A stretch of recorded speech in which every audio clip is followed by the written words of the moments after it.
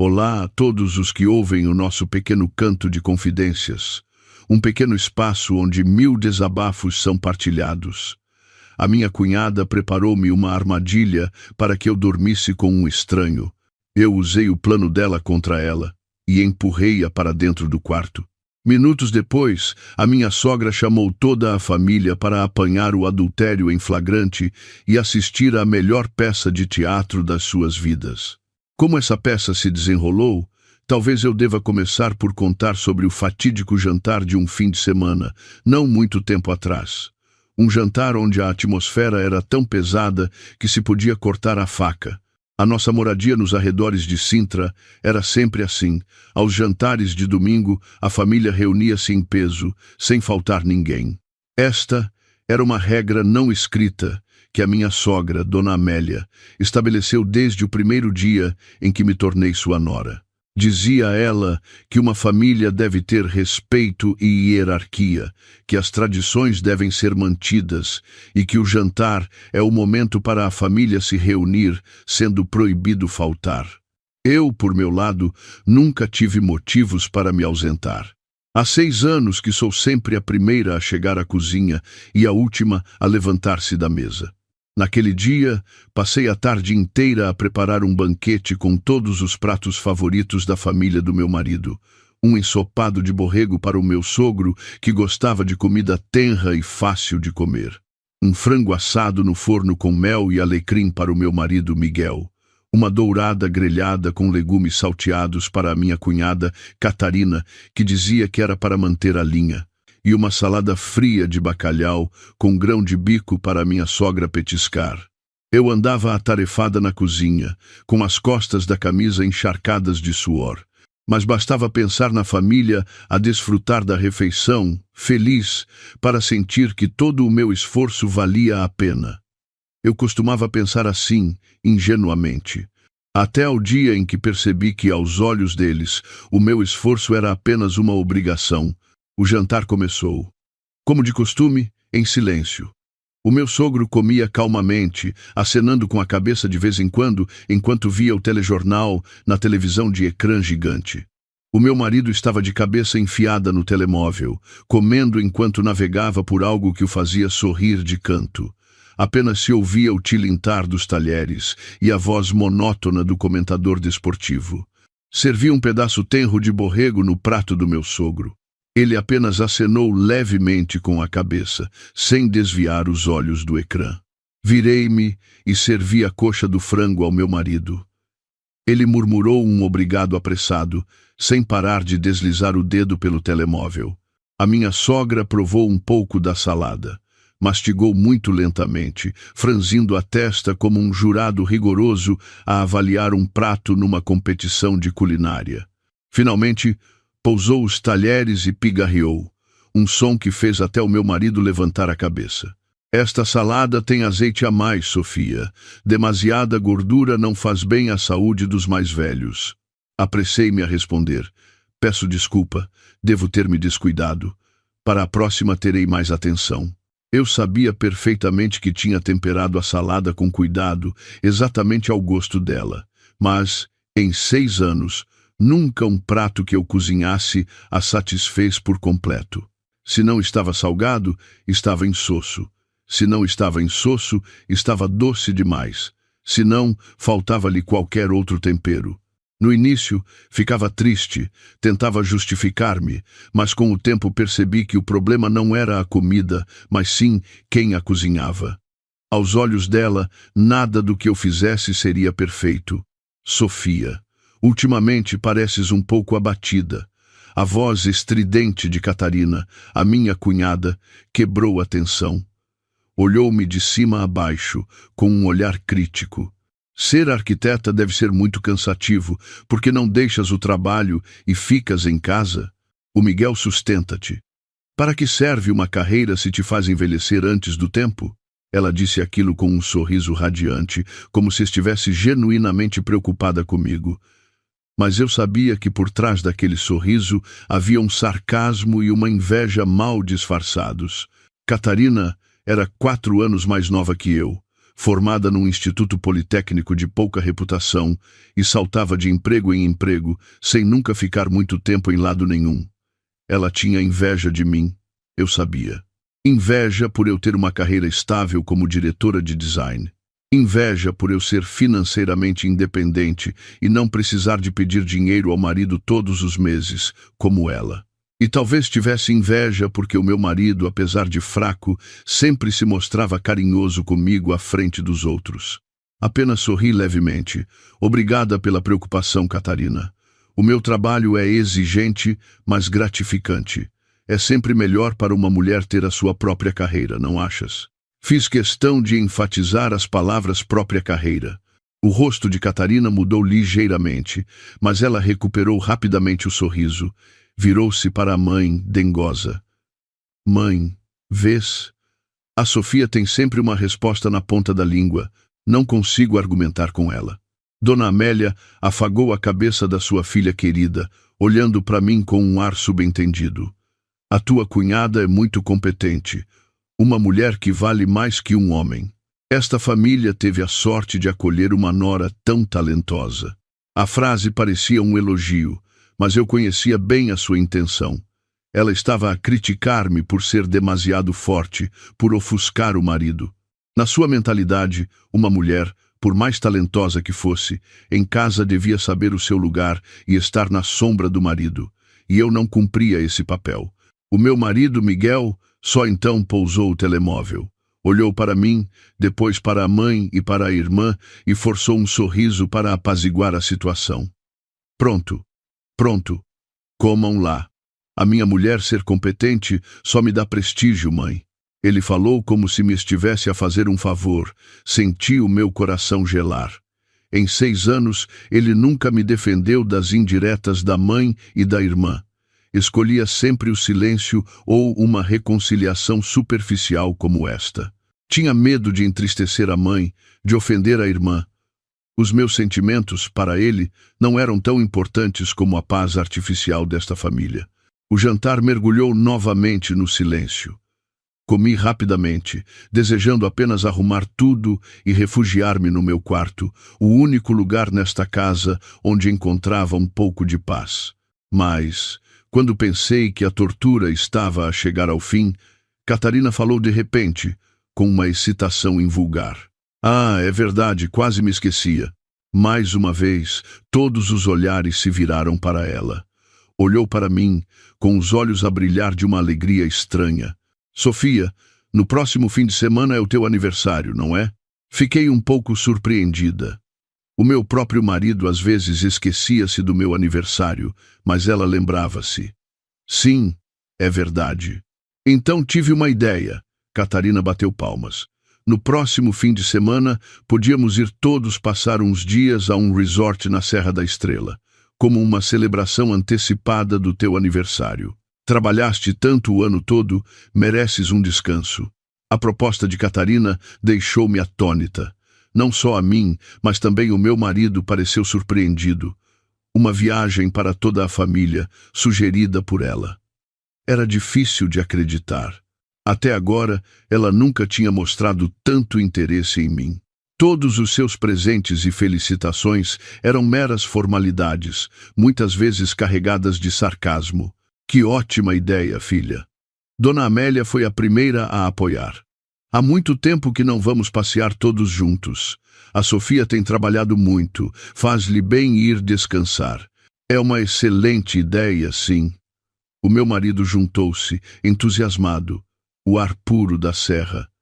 Relaxar lá no fim de semana seria perfeito.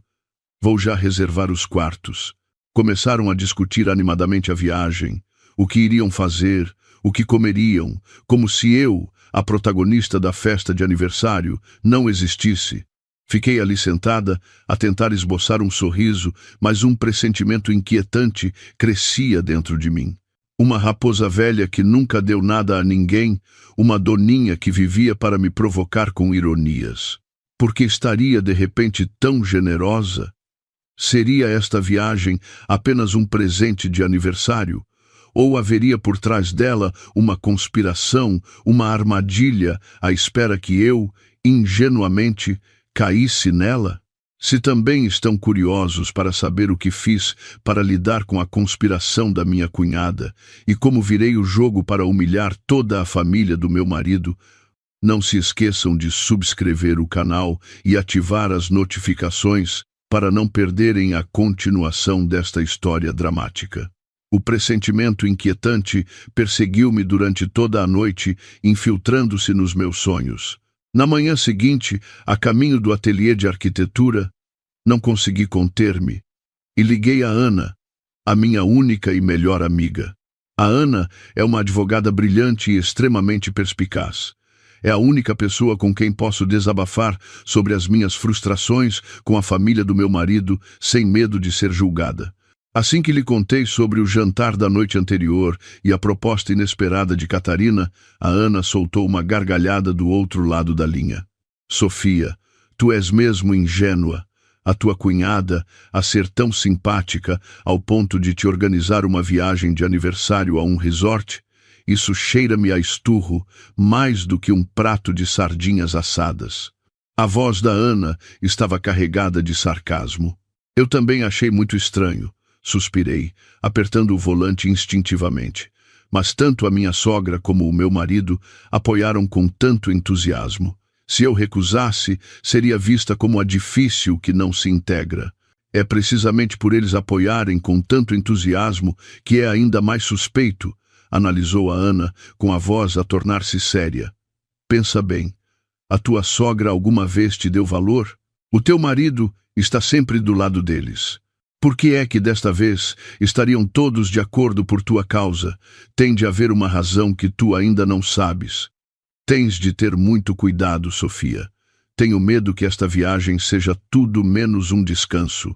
As palavras da Ana foram como um balde de água fria, tornando as minhas vagas suspeitas muito mais claras. A família do meu marido, especialmente a minha sogra e a Catarina, nunca fizeram nada sem um propósito. Cada gesto, cada palavra, escondia um cálculo.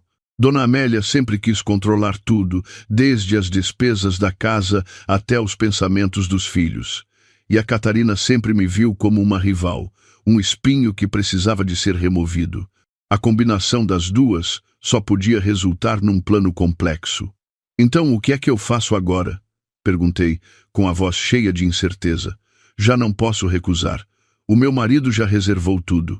Se não podes recusar, então vais, respondeu a Ana com confiança. Mas não vais para passear.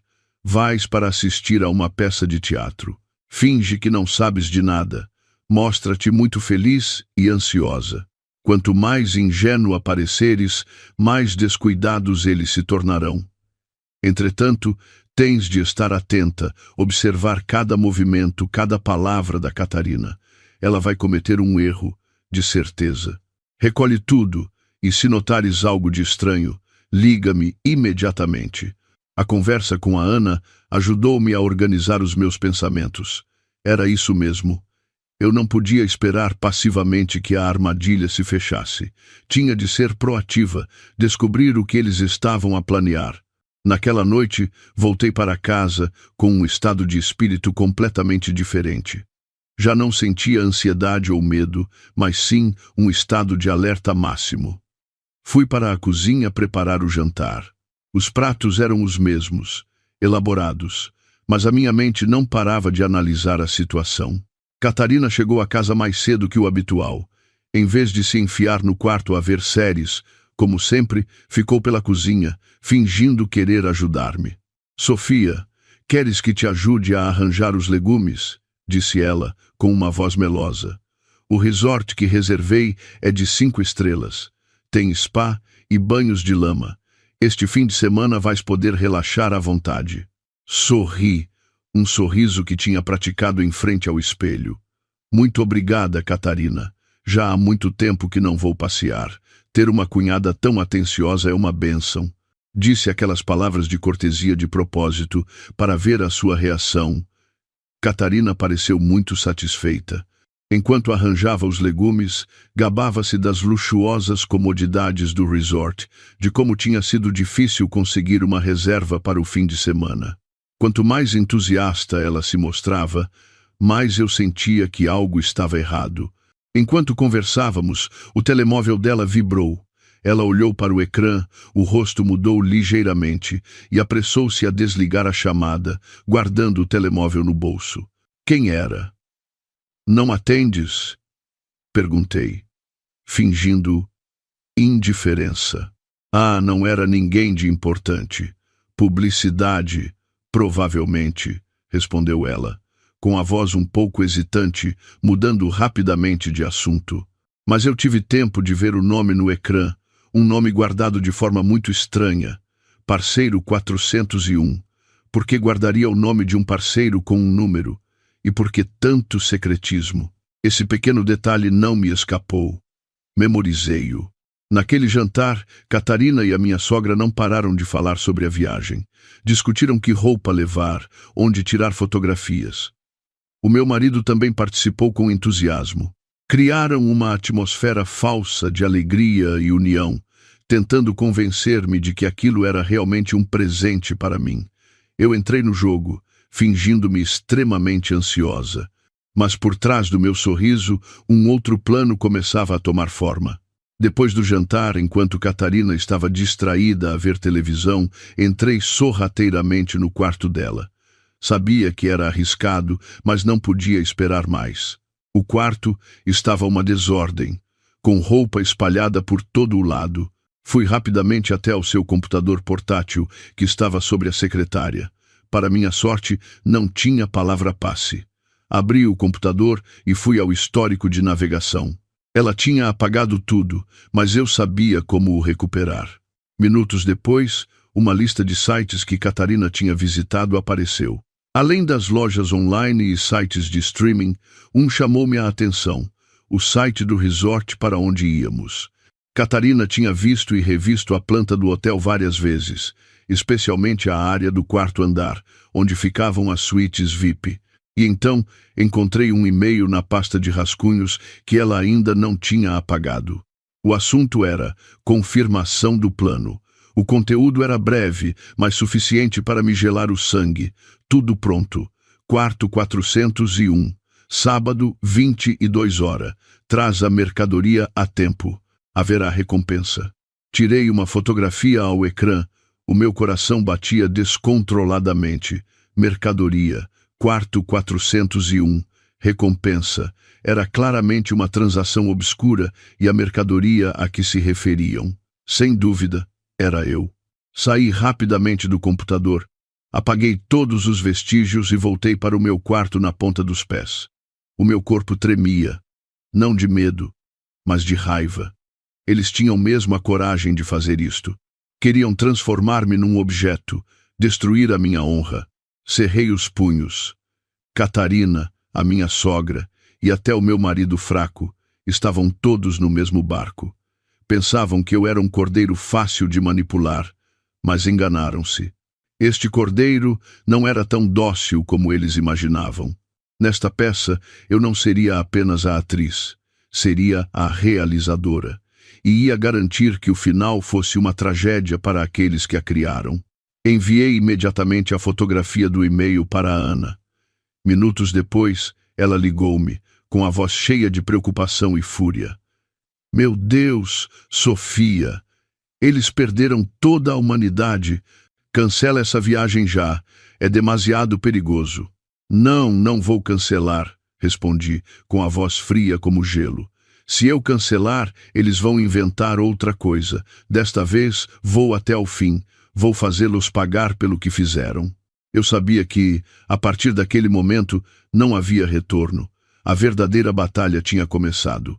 E eu interrogava-me quem seria a pessoa por trás do nome Parceiro 400 e qual o seu papel nesta conspiração cruel. A fúria que senti depois de ler o e-mail no computador da Catarina quase me fez perder a calma. A minha vontade era ir a correr para a sala, atirar-lhes a prova à cara e gritar para que todo o mundo soubesse a verdadeira face daquela família hipócrita. Mas a razão reteve-me. Eu sabia que se fizesse um escândalo agora, não conseguiria nada, a não ser passar por uma mulher ciumenta e descontrolada. Eles negariam tudo facilmente. Diriam que o e-mail era uma brincadeira ou, pior, acusar-me-iam de ter inventado tudo para destruir a família. Não, eu não podia agir de forma tão estúpida. Precisava de mais provas, provas irrefutáveis. Precisava de conhecer todo o plano deles, desde a identidade do estranho chamado Tiago até ao papel de cada membro da família do meu marido. A Ana concordou plenamente comigo. Exato, Sofia. A raiva tolda o raciocínio. Agora tens de ser muito lúcida. Continua a fingir que não se passa nada. Quanto mais feliz pareceres, mais eles baixarão a guarda. Entretanto, vou ajudar-te a investigar esse resort, especialmente esse quarto 401. Nos dias que se seguiram, comecei a representar um papel que me dava nojo. Mostrei-me extremamente entusiasmada com a viagem. Tirei toda a roupa do armário para experimentar, pedindo a opinião da Catarina sobre qual conjunto me ficava melhor. Pesquisei na internet sobre as especialidades gastronômicas daquela região serrana e discuti animadamente com a minha sogra sobre que presentes deveríamos trazer para os parentes. A minha interpretação foi tão perfeita que a Catarina e a dona Amélia acreditaram que eu tinha caído na armadilha. Olhavam para mim com uma mistura de pena e triunfo, pensando que a presa ingênua estava prestes a entrar na jaula por vontade própria. O meu marido, Miguel, ao ver-me novamente feliz, respirou de alívio. Deixou de estar sempre agarrado ao telemóvel e começou a dar-me mais atenção. Perguntou-me se precisava de mais protetor solar, se queria que ele preparasse a máquina fotográfica. A sua falsa preocupação dava-me vômitos. Eu sabia que ele fazia parte da conspiração.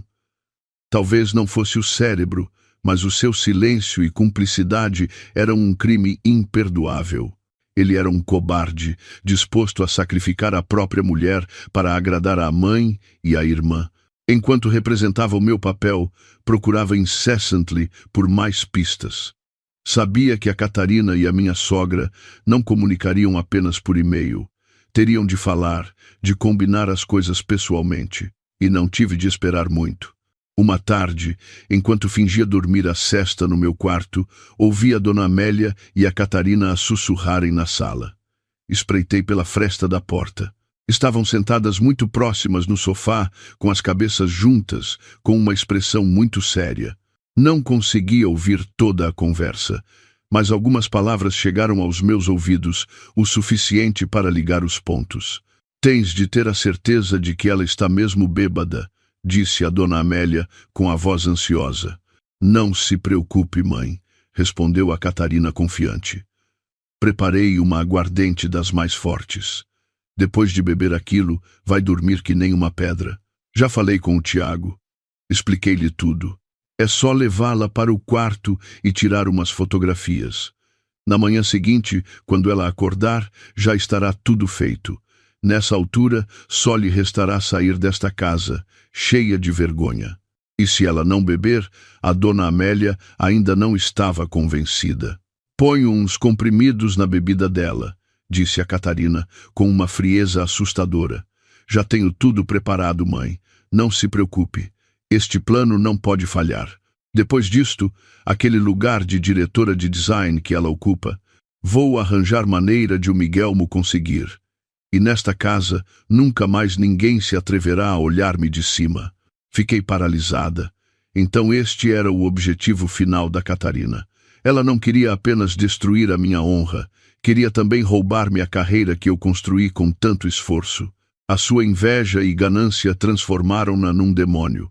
E a minha sogra não só não a impediu, como foi cúmplice, ajudando a filha a cometer um ato tão vil. Elas já não eram humanas.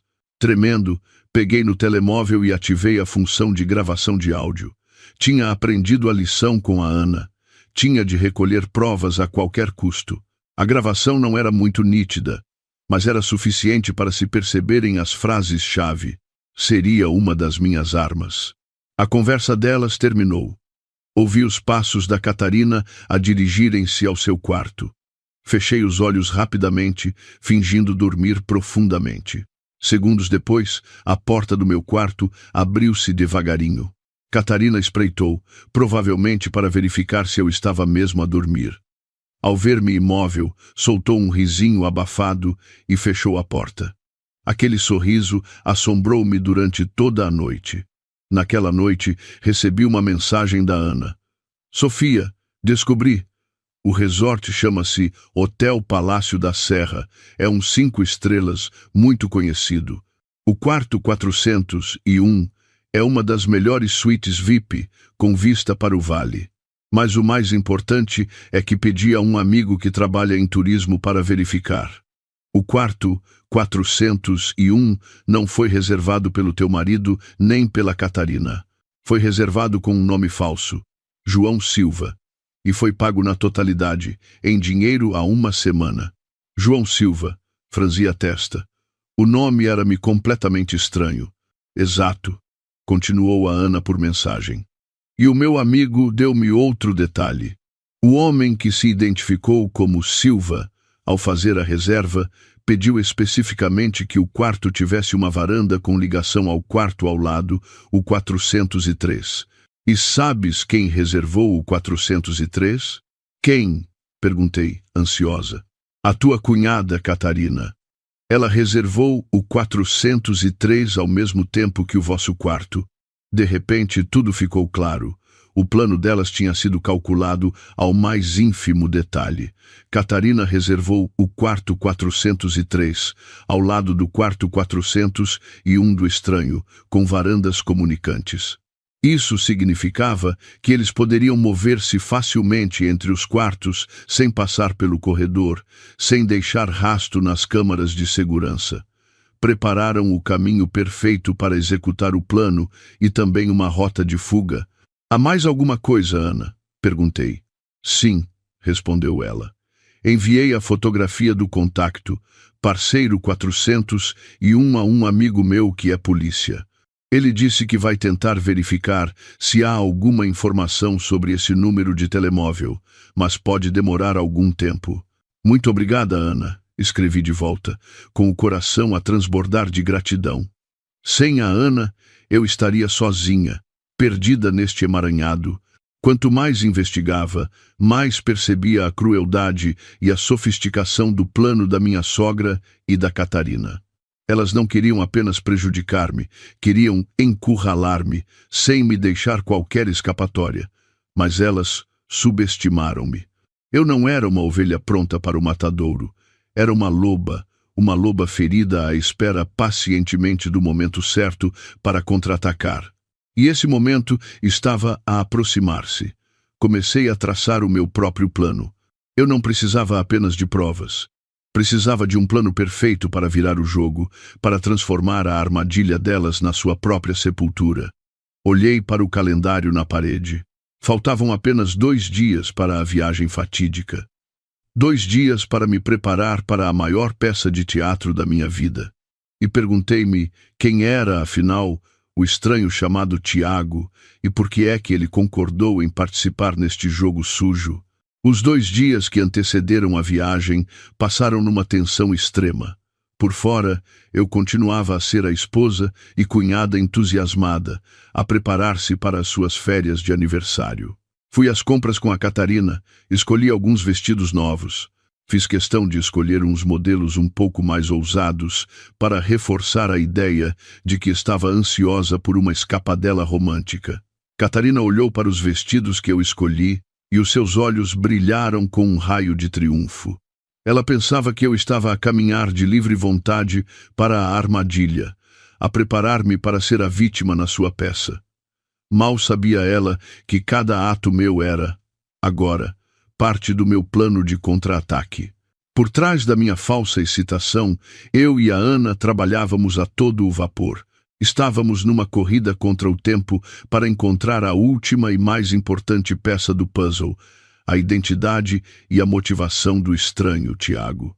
A Ana mobilizou todos os seus contactos, desde amigos que trabalhavam em telecomunicações até conhecidos que fez através dos seus casos.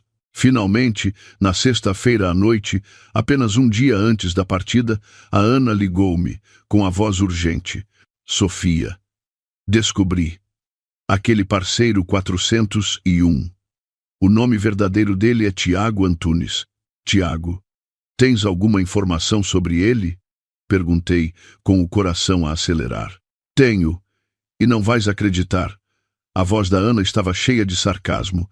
Este tipo não é nenhum criminoso ou marginal. É um conhecido Betinho de Lisboa, filho de gente importante, com muito dinheiro, mas que só sabe fazer asneiras e está cheio de dívidas. Ultimamente, disse que anda envolvido com uma menina rica, mas é só para lhe sacar dinheiro. Um menino rico mimado. Fiquei surpreendida. Por que é que alguém assim se envolveria numa coisa tão sórdida? De onde é que a Catarina arranjou dinheiro para o contratar? A questão não é o dinheiro, Sofia, disse a Ana, com um tom misterioso.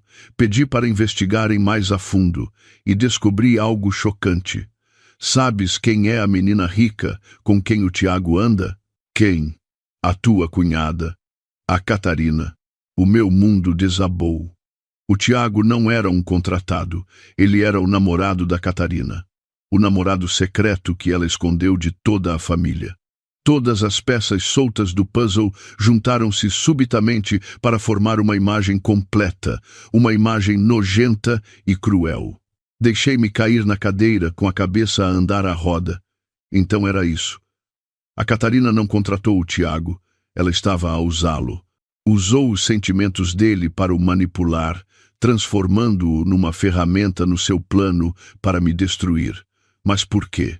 Por que faria algo tão complicado e perverso? Ainda não percebo, Ana, disse eu confusa. Se o Tiago é o namorado dela, por que é que o empurraria para um quarto comigo? Ela não tem medo de o perder? Ela não tem medo porque já o queria deixar, analisou a Ana, com a perspicácia de uma advogada evidente em cada palavra. Pensa bem. Um Betinho playboy e endividado como o Tiago. Achas que a tua sogra o aceitaria? A Catarina sabe disso. Ela só está a aproveitar-se do dinheiro e da paixão dele. Este plano dela é matar 2 coelhos de uma cajadada. Destrói-te e arranja a desculpa perfeita para se livrar do Tiago. Ela far-se-á de vítima, dirá que o Tiago a traiu, que dormiu com a cunhada. No final, terá a compaixão de toda a família e ver-se-á livre de um namorado inútil. Essa rapariga não é só cruel, é extremamente calculista, Sofia. Senti um enjoo. A maldade da Catarina ultrapassava tudo o que eu podia imaginar. Ela não sentia apenas inveja de mim. Estava disposta a espezinhar os sentimentos do homem que a amava apenas para atingir os seus objetivos. Ela era uma cobra venenosa, pronta a morder quem quer que se atravessasse no seu caminho, mesmo os mais próximos. E o Tiago? Perguntei. Ele é assim tão estúpido que não percebe que está a ser usado? Provavelmente não, respondeu a Ana. O amor cega as pessoas. Ou talvez a Catarina lhe tenha prometido algo, como uma grande quantia de dinheiro depois do serviço feito, o suficiente para ele pagar as dívidas. Para alguém desesperado, a razão perde a importância. Tudo estava claro. Eu conhecia toda a conspiração, a motivação, o plano e o papel de cada personagem. Catarina era a realizadora, Dona Amélia a cúmplice, Tiago o ator principal manipulado. E o meu marido, ele era um espectador cobarde, ciente de tudo, mas que escolheu o silêncio. Quanto a mim, eu deveria ser a vítima, mas agora eu seria a juíza. Sofia, o que vais fazer? Perguntou a Ana preocupada. Este plano é muito perigoso. Aquele Tiago, apesar de ser um Betinho, pode ser imprevisível. E se ele se passar? Eu tenho um plano, respondi, com a voz agora calma e fria. Não quero apenas desmascará-los. Quero que eles caiam na própria armadilha que prepararam. Vou transformar a noite do meu aniversário na noite mais aterradora das suas vidas. Contei a Ana o meu plano de usar a estratégia deles contra eles. Era ousado, arriscado, mas era a única maneira de virar o jogo. A Ana ouviu e ficou em silêncio por um longo tempo. Eu sabia que ela estava preocupada comigo. Sofia, tens a certeza? Perguntou ela uma última vez. Tenho a certeza absoluta, afirmei. Ana, eu já não tenho nada a perder. Este casamento, esta família, Está tudo podre por dentro. Se eu não sair disto pelos meus próprios meios, afogo-me. Desta vez, tenho de lutar, não só pela minha honra, mas também pela minha libertação. A Ana suspirou. Está bem. Se estás decidida, ajudo-te até ao fim. O que precisas que eu faça? Preciso que prepares algumas coisas, disse, começando a listar os meus pedidos.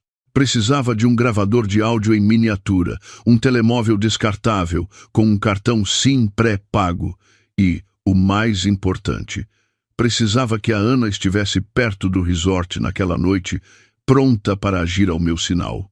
Vamos tratar disto como um caso, disse eu a Ana. Tu és a advogada, eu sou a cliente, e juntas vamos levar os criminosos à justiça. A Ana riu-se. Combinado, minha cliente. Este caso, vamos ganhá-lo de certeza. Desliguei o telefone e olhei pela janela. O céu noturno estava escuro, sem uma única estrela. Mas dentro de mim, uma chama ardia intensamente. Catarina, Tiago, a minha sogra, o meu marido, desfrutem dos vossos últimos momentos de triunfo. Porque amanhã, quando as cortinas caírem, quem rirá por último não serão vocês. Interroguei-me se a estupidez do Tiago seria o único ponto fraco no plano da Catarina, ou se a sua cegueira seria a faca de dois gumes que destruiria tudo o que ela tinha calculado. No sábado de manhã, o dia da viagem fatídica, acordei mais cedo que o habitual. Não por excitação, mas porque uma tempestade se agitava dentro de mim. Na noite anterior, depois de descobrir toda a verdade, quase não consegui dormir. As imagens da conspiração da Catarina, da cumplicidade da minha sogra, da cobardia do meu marido e da cegueira do Tiago giravam na minha cabeça.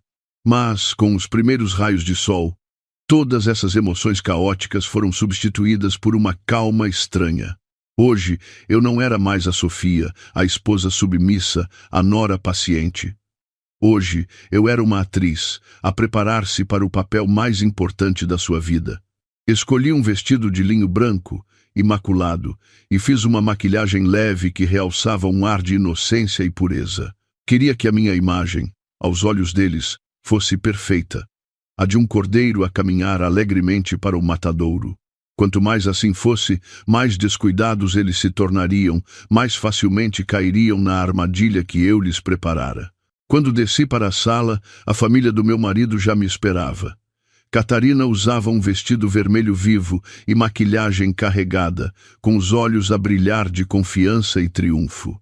Olhou-me de cima a baixo e sorriu, um sorriso cujo significado eu conhecia bem. Uau! Estás tão bonita hoje, Sofia. Pareces uma deusa. Sorri de volta. Obrigada, Catarina. É o meu aniversário. Tenho de estar à altura. Dona Amélia também concordou com a cabeça. Isso mesmo. Para ir de férias, uma pessoa tem de se vestir de forma confortável e alegre. Ficar sempre fechada em casa adoece a alma. Falava como se estivesse genuinamente preocupada comigo. O meu marido, Miguel, aproximou-se e passou o braço pelos meus ombros de forma carinhosa. A minha mulher é a mais bonita de todas hoje. Quando chegarmos lá, vou tirar-te muitas fotografias. Ele representava na perfeição o papel de marido apaixonado. Os três, uma família feliz, a levarem-me juntos para a minha destruição. Senti um nojo profundo, mas rapidamente o contive. Inclinei a cabeça no ombro do meu marido com uma voz mimosa. A sério, querido? Prometes? O carro de 7 lugares partiu em direção à serra. Durante todo o caminho, Catarina tentava animar o ambiente. Pôs música, contou anedotas, esforçando-se por criar uma atmosfera alegre e descontraída. Tinha até preparado uma garrafa de vinho tinto e copos. Trouxe um pouco de vinho para bebermos no carro, para entrarmos no espírito, Sofia. Este vinho é ótimo. Tive de o encomendar com uma semana de antecedência. Ela serviu um copo e estendeu-mo. Um brinde a ti, Sofia. Feliz aniversário, e que estejas cada vez mais bonita. Eu sabia que havia algo de errado com aquele vinho. Talvez ainda não tivesse posto os comprimidos, mas de certeza que o teor alcoólico era muito alto. O objetivo dela era embebedar-me logo no carro. Sorri e aceitei o copo. Obrigada, Catarina. És tão atenciosa. Levei o copo aos lábios, dei um pequeno gole e comecei a tossir. Este vinho é muito forte, não consigo beber, disse, fazendo uma careta. Catarina pareceu um pouco desapontada, mas disse logo: Então posso misturar com um pouco de sumo para ti? Não, não é preciso, recusei, abanando a mão. Bebo um pouco de água. Quero guardar o apetite para um coquetel logo à noite. Dizem que o barman de lá é excelente. Recusei de forma educada, sem lhe dar qualquer oportunidade. Catarina não pôde fazer mais nada e guardou a garrafa. Vi um brilho de desilusão no seu rosto e soube que tinha vencido o primeiro assalto. O carro parou em frente ao átrio do Hotel Palácio da Serra. O luxo e a imponência superavam o que eu imaginara. O ar puro e fresco da montanha acalmou-me um pouco. Enquanto o meu marido e a Catarina faziam o check-in, eu e a minha sogra sentámo-nos no átrio. Fingi estar cansada, encostei a cabeça na cadeira e fechei os olhos. Na verdade, estava a observar tudo à minha volta e a ativar o microgravador que a Ana me tinha dado. Estava disfarçado como um gancho de cabelo, muito difícil de detetar. A partir daquele momento, tudo o que eles dissessem seria gravado. Estás cansada, Sofia? Perguntou Dona Amélia, com um falso tom de preocupação. Sim, estou um pouco enjoada da viagem, sogra. Claro, assim que tivermos os quartos, descansa um pouco. Hoje à noite vamos jantar no restaurante no topo da montanha, a vista é linda. A Catarina já reservou tudo. Falava com orgulho da sua filha querida. Minutos depois, o meu marido e a Catarina voltaram com os cartões dos quartos. Já está. O quarto dos pais é o 402, o nosso é o 404. E a Catarina fica no 403, disse o meu marido, entregando-me um cartão. 403. Mesmo ao lado do quarto do Tiago, o 401. Tudo conforme o plano deles. Aceitei o cartão, sorrindo. Então vamos subir para descansar um pouco, querido. Estou um pouco cansada. Subimos para o nosso quarto. Era espaçoso e luxuoso, com uma varanda com vista direta para o vale enevoado. A paisagem era linda, pacífica, mas eu sabia que por trás daquela paz, uma tempestade estava prestes a arrebentar. O meu marido, depois de arrumar as malas, disse: Descansa um pouco, querida. Vou ao quarto da Catarina ver se ela precisa de ajuda. Mais uma desculpa para se encontrar com ela, provavelmente para reverem o plano. Sim, vai lá, respondi, com uma voz dócil. Assim que ele saiu, tranquei a porta. Não descansei, comecei a agir. Peguei no telemóvel descartável que a Ana me preparara, que tinha apenas o contacto dela, e enviei uma mensagem pré-escrita. O plano começou. Estou no quarto 404, tudo a correr bem. Depois, fui para a varanda. A nossa varanda e a do quarto da Catarina, o 403, estavam separadas apenas por uma divisória baixa. Consegui ver facilmente o meu marido e a Catarina a conversarem na varanda ao lado. Falavam muito baixo, mas eu tinha o gravador. Fingi que estava a apreciar a vista, tirando fotografias com o telemóvel, mas na verdade estava a tentar gravar a conversa deles. Ouvi algumas palavras soltas. Vinho, comprimidos, 22 horas, Tiago. Tudo batia certo com o que eu já sabia. Depois da conversa, o meu marido voltou ao quarto. Olhou para mim com uma ponta de culpa que rapidamente disfarçou. A Catarina está bem. Está a preparar-se para ir à piscina. Ah, sim, sorri. Então, e se fôssemos nós também, querido? Apetecia-me ir nadar. Sugeri de propósito para ver a sua reação. Não. Estás cansada. Descansa. À noite ainda temos o jantar, recusou ele de imediato. Tinha medo que eu saísse, que o plano deles fosse alterado. Não disse mais nada, apenas assenti. Deitei-me na cama, a fingir que dormia. O meu marido sentou-se à secretária e abriu o computador, mas eu sabia que ele não estava a trabalhar. Estava à espera, tal como eu. À espera que a noite caísse. A noite que esconderia o crime, mas que também revelaria a verdade. Interroguei-me se o Tiago, no quarto 401, era realmente tão estúpido que não percebia que era apenas um peão, ou se também teria os seus próprios planos, um segredo que nem a própria Catarina conhecia. A noite caiu lentamente sobre o vale da Serra da Estrela, trazendo consigo um ar frio e uma quietude invulgar. O nosso jantar de família foi num restaurante de luxo no topo da montanha. Tal como a dona Amélia tinha dito, a vista sobre o resort iluminado era deslumbrante. Cenário romântico, comida deliciosa, vinho de qualidade, tudo perfeito para uma festa de aniversário. Mas, para mim, aquilo era apenas um palco, e eu era a atriz principal num filme de terror. Catarina estava especialmente atenta hoje. Não parava de me servir comida e vinho. Come mais, Sofia. Este bife do lombo é delicioso. Bebe mais um pouco de vinho, Sofia. É leve e ajuda a aquecer. Ela representava o papel de cunhada atenciosa sem falhas. Mas eu sabia que, naquele vinho tinto cintilante, naqueles pratos apetitosos, se escondia um perigo. Não podia recusar diretamente. Isso levantaria suspeitas.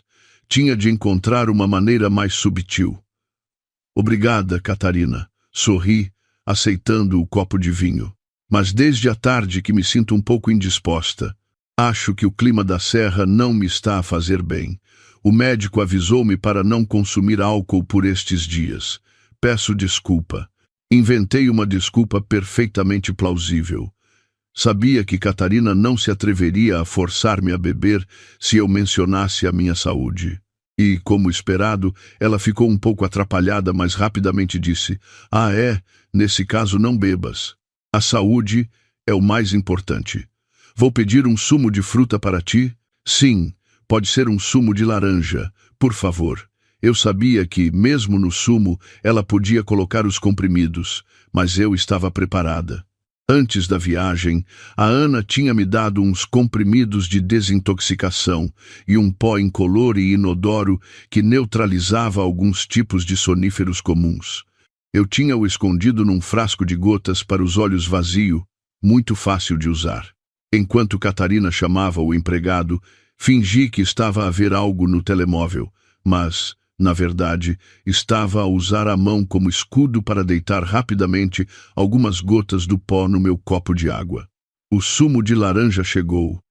Catarina colocou-o à minha frente. "Aqui está o teu sumo, Sofia. Bebe para te sentires melhor." Sorri e agradeci, mas não bebi logo. Esperei um momento enquanto todos conversavam e fingi deixar cair o guardanapo. Ao baixar-me para o apanhar, troquei rapidamente o meu copo de sumo pelo copo de água com o pó neutralizante. Tudo aconteceu em segundos. Ninguém reparou. Peguei no copo que agora continha o sumo e bebi um grande gole. "Está delicioso." "Obrigada, Catarina", disse, olhando-a diretamente nos olhos. Vi um brilho de alegria nos seus olhos. Ela pensava que eu tinha caído na armadilha.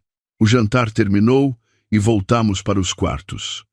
No caminho, comecei a fingir os sintomas de quem está sob o efeito de soníferos. Cambaleava. Parecia tonta. "Ai, sinto-me tão tonta", disse, apoiando-me no braço do meu marido. Miguel amparou-me de imediato, com uma falsa expressão de preocupação.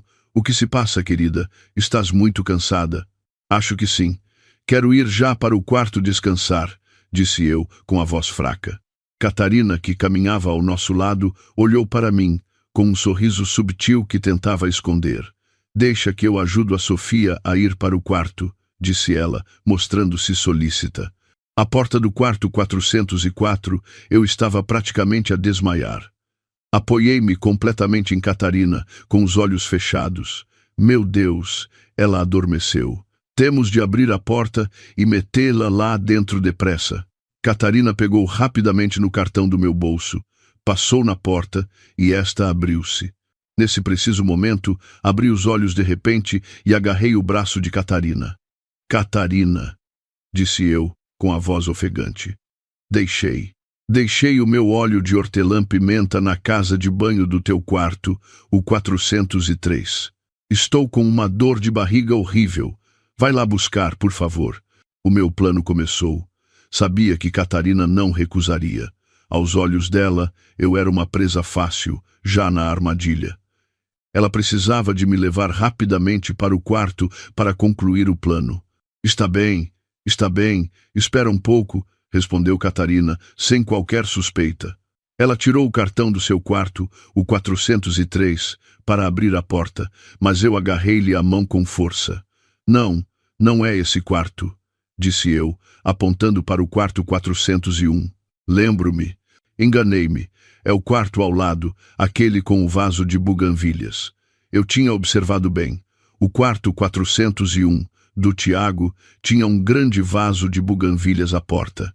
Catarina olhou para o quarto 401, depois para mim, um pouco hesitante. Mas esse não é o meu quarto. Dói-me tanto. Gemi, agarrando a barriga. Ajuda-me, por favor. Devem ter se enganado na limpeza e trocado os quartos. O teu cartão. De certeza que o teu cartão abre. Disse aquelas palavras absurdas de propósito, para jogar com a sua presunção. Sabia que na sua cabeça só havia um pensamento: despachar-me rapidamente para o quarto para chamar o Tiago. Por isso, ela não pensaria muito. Como esperado, Catarina assentiu. Está bem. Apoia-te em mim. Eu vou buscar. Ela pegou no seu cartão e caminhou em direção ao quarto 401. Prendi a respiração, observando. Era o momento decisivo. Catarina passou o cartão na fechadura. A porta não abriu. Não dá, Sofia, disse ela, virando-se para trás. Deixa que eu vou, disse eu, fingindo tentar levantar-me. Mas eu sabia que o Tiago lá dentro já tinha ouvido o sinal. Conforme o plano, ele abriria a porta ligeiramente. Tal como previ, a porta do quarto 401 abriu-se um pouco. Catarina, sem pensar duas vezes, empurrou a porta e entrou. Onde está o óleo? Gritou ela para dentro, mas não houve resposta. Apenas o som da porta a bater com força. Um clique seco ecoou. A porta tinha se trancado automaticamente por dentro. Endireitei-me, a fraqueza e o cansaço desapareceram por completo.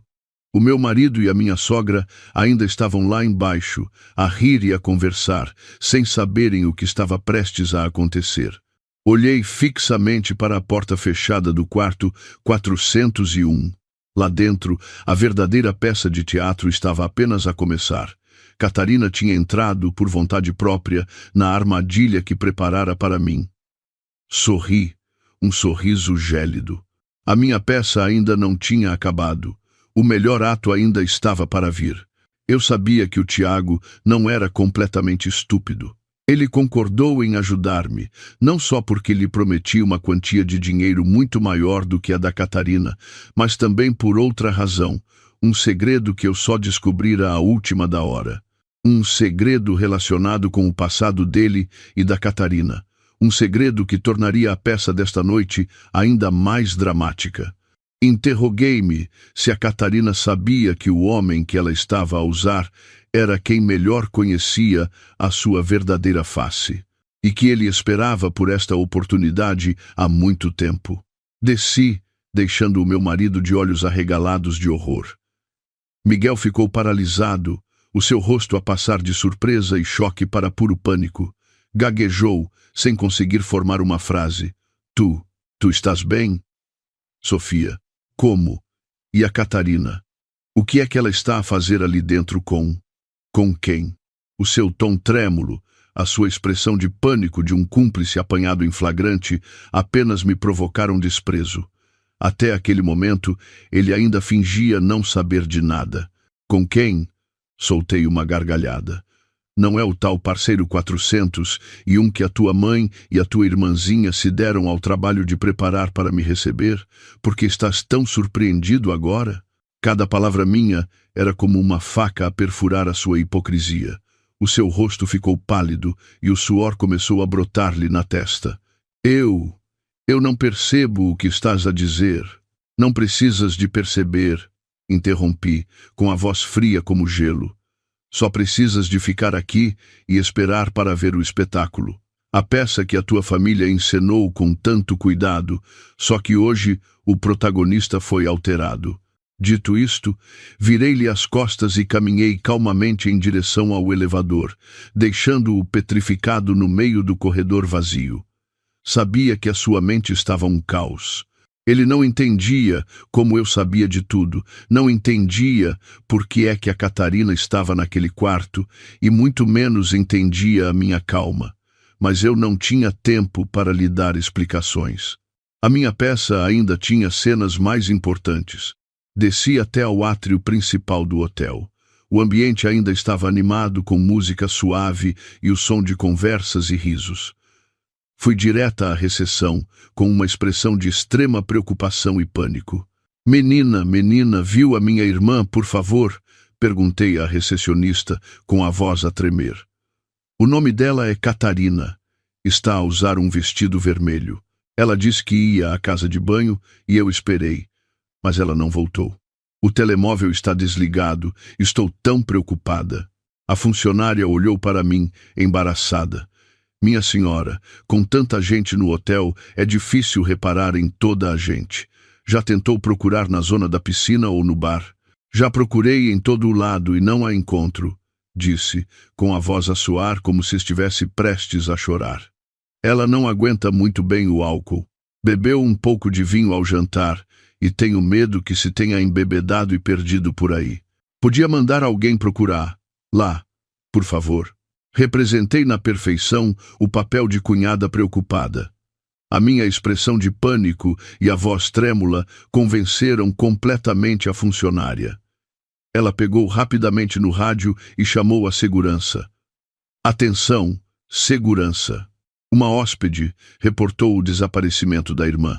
Descrição: vestido vermelho, possivelmente embriagada. Peço que patrulhem todas as áreas, especialmente à volta da piscina e nos corredores mais isolados. A busca pela pessoa desaparecida começou oficialmente. Sentei-me num sofá no átrio, a cobrir o rosto com as mãos, a fingir chorar convulsivamente. Alguns hóspedes que passavam olhavam para mim com curiosidade. Alguns até se aproximaram para perguntar o que se passava. Eu apenas abanava a cabeça e dizia: a minha irmã desapareceu. Estou muito preocupada. A notícia espalhou-se rapidamente. O caso de uma jovem de vestido vermelho, embriagada e desaparecida num luxuoso hotel de 5 estrelas, captou imediatamente a atenção de todos. O ambiente alegre do átrio começou a mudar. As pessoas começaram a cochichar. Eu sabia que estava a criar o cenário perfeito, uma cortina de fumo caótica para encobrir a minha próxima ação. Tudo fazia parte do plano. Eu precisava de testemunhas, precisava da atenção da gerência do hotel, para que quando a verdade viesse ao de cima, eles não pudessem encobrir o caso ou culpar-me. Cerca de 15 minutos depois, a minha sogra, Dona Amélia, saiu da zona do restaurante. Provavelmente cansada de esperar por mim e pela Catarina, veio procurar-nos. Assim que me viu a chorar, correu na minha direção. Sofia, o que se passa? Onde está a Catarina? Sogra! Levantei a cabeça, com o rosto banhado em lágrimas. A Catarina desapareceu. Procurei por todo lado e não a encontro. Desapareceu? Dona Amélia ficou em choque, o rosto a mudar de cor. Como assim desapareceu? Ela estava contigo há pouco. Não sei. Ela disse que ia à casa de banho e não voltou mais, disse eu, com um tom de vítima. Já pedi à segurança para a procurar. Dona Amélia começou a entrar em pânico a sério. Não porque temesse pela segurança da Catarina, mas porque temia que o seu plano tivesse falhado. Pegou rapidamente no telemóvel para ligar à filha, mas, claro, não conseguiu. Dentro do quarto 401, o Tiago, seguindo as minhas instruções, tinha desligado o telemóvel da Catarina assim que ela entrou. Não atende, não consigo falar com ela, disse Dona Amélia, com a voz a tremer. Meu Deus, esta rapariga, onde é que ela se meteu? Nesse momento, o Miguel desceu as escadas a correr. Parecia um fantasma, com o rosto pálido. Mãe, Sofia. Aconteceu uma coisa, disse ele ofegante. Não encontro a Catarina em lado nenhum. Cala-te, gritou Dona Amélia ao filho. A tua mulher está aqui a chorar há um bom bocado. Onde é que tu andavas que só apareces agora? Ela não sabia que o seu querido filho tinha acabado de passar pelos 15 minutos mais aterradores da sua vida. Ele tinha ficado à porta do quarto 401, a ouvir sons que não devia e a perceber que a sua irmã tinha caído na armadilha. Apavorado, não se atreveu a fazer nada, apenas correu para procurar a mãe. Os três, cada um com o seu estado de espírito, encenávamos um drama familiar de busca por um parente desaparecido no meio do átrio do hotel. Todos os olhares estavam postos em nós. O gerente do hotel também apareceu. Veio perguntar o que se passava, acalmar-nos e dizer que já tinha toda a equipa de segurança a procurar por todo o lado. Eu sabia que o momento era o certo. Levantei-me, enxuguei as lágrimas e olhei diretamente para a Dona Amélia. Sogra, lembrei-me agora de uma coisa. O quê? Perguntou ela apressada. Há pouco. A caminho do quarto, a Catarina disse-me que se tinha esquecido do batom no quarto de um amigo. Disse que o quarto era no quarto andar. Será que ela voltou lá para o ir buscar e adormeceu? Lancei uma hipótese que parecia plausível de propósito. Dona Amélia agarrou-se a ela como a uma tábua de salvação. Que amigo? Que quarto? Sabes? Não sei bem. Ela só disse que era o quarto 401. Disse aquele número de forma natural. Assim que terminei a frase, vi o rosto do Miguel ficar branco como papel. Ele olhou para mim com incredulidade. Ele tinha percebido tudo. 401. Está bem, vamos lá depressa ver, disse Dona Amélia, sem qualquer suspeita. Ela pensava que poderia ter sido um imprevisto, mas que ainda estava tudo sob controle. Mal sabia ela que estava a levar toda a família para assistir a uma peça criada por ela mesma. Mas, não temos o cartão, como vamos entrar? Gaguejou o Miguel, tentando impedir-nos. Não se preocupe, disse o gerente. Como se trata de uma emergência, podemos usar o cartão mestre para abrir a porta. Por favor, sigam-me. A última armadilha estava montada. A presa tinha entrado nela por vontade própria. Segui-os, com um leve sorriso nos lábios que ninguém viu. Interroguei-me qual seria a expressão da Dona Amélia quando a porta do quarto 401 se abrisse. Será que conseguiria manter a sua postura nobre de grande senhora? E o meu marido, o que faria para salvar a situação? Ou continuaria a ser um cobarde a ver tudo desmoronar-se? O nosso grupo, liderado pelo gerente do hotel e por 2 seguranças, dirigiu-se firmemente para o elevador. Dona Amélia ia logo atrás, com uma expressão séria, mas ainda mantendo a calma de quem está habituado a lidar com situações. Provavelmente pensava que era apenas um pequeno contratempo, um ligeiro desvio no seu plano perfeito. Talvez a Catarina tivesse bebido o copo errado, o que tinha o sonífero, ou talvez tivesse entrado no quarto 401 por iniciativa própria para se encontrar com o Tiago sem avisar. Fosse qual fosse o cenário, aos olhos dela, tudo ainda estava sob controle. Bastava abrir a porta, tirar a Catarina de lá e tudo seria resolvido discretamente. Mal sabia ela que estava a entrar numa peça completamente diferente, uma peça onde não era ela a realizadora. O meu marido, Miguel, caminhava por último, cabisbaixo. Não se atrevia a olhar para mim. De vez em quando, levantava os olhos e lançava-me um olhar complexo, uma mistura de medo, ressentimento e algo parecido com súplica. Ele já sabia de tudo, mas não se atrevia a falar. Tinha medo da mãe, medo da verdade e, talvez, medo de mim. Aquele cobarde, até ao último momento, escolheu o silêncio. Quanto a mim, caminhava ao lado da Dona Amélia, ainda com o lenço na mão, levando-o ocasionalmente aos cantos dos olhos.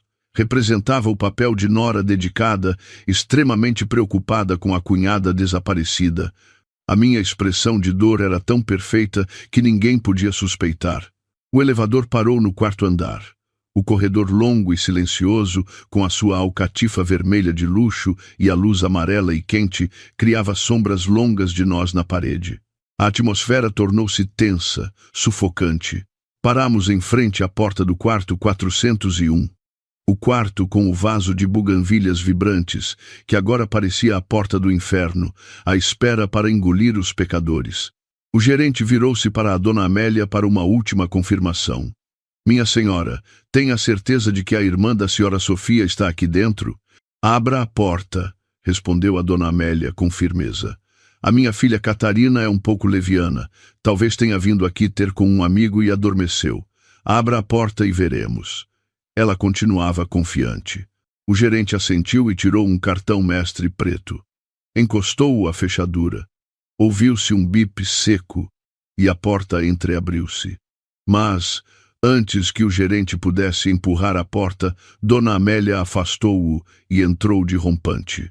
Ela queria ser a primeira a testemunhar a cena, a primeira a apanhar em flagrante a nora que tanto odiava. Catarina, estás aqui?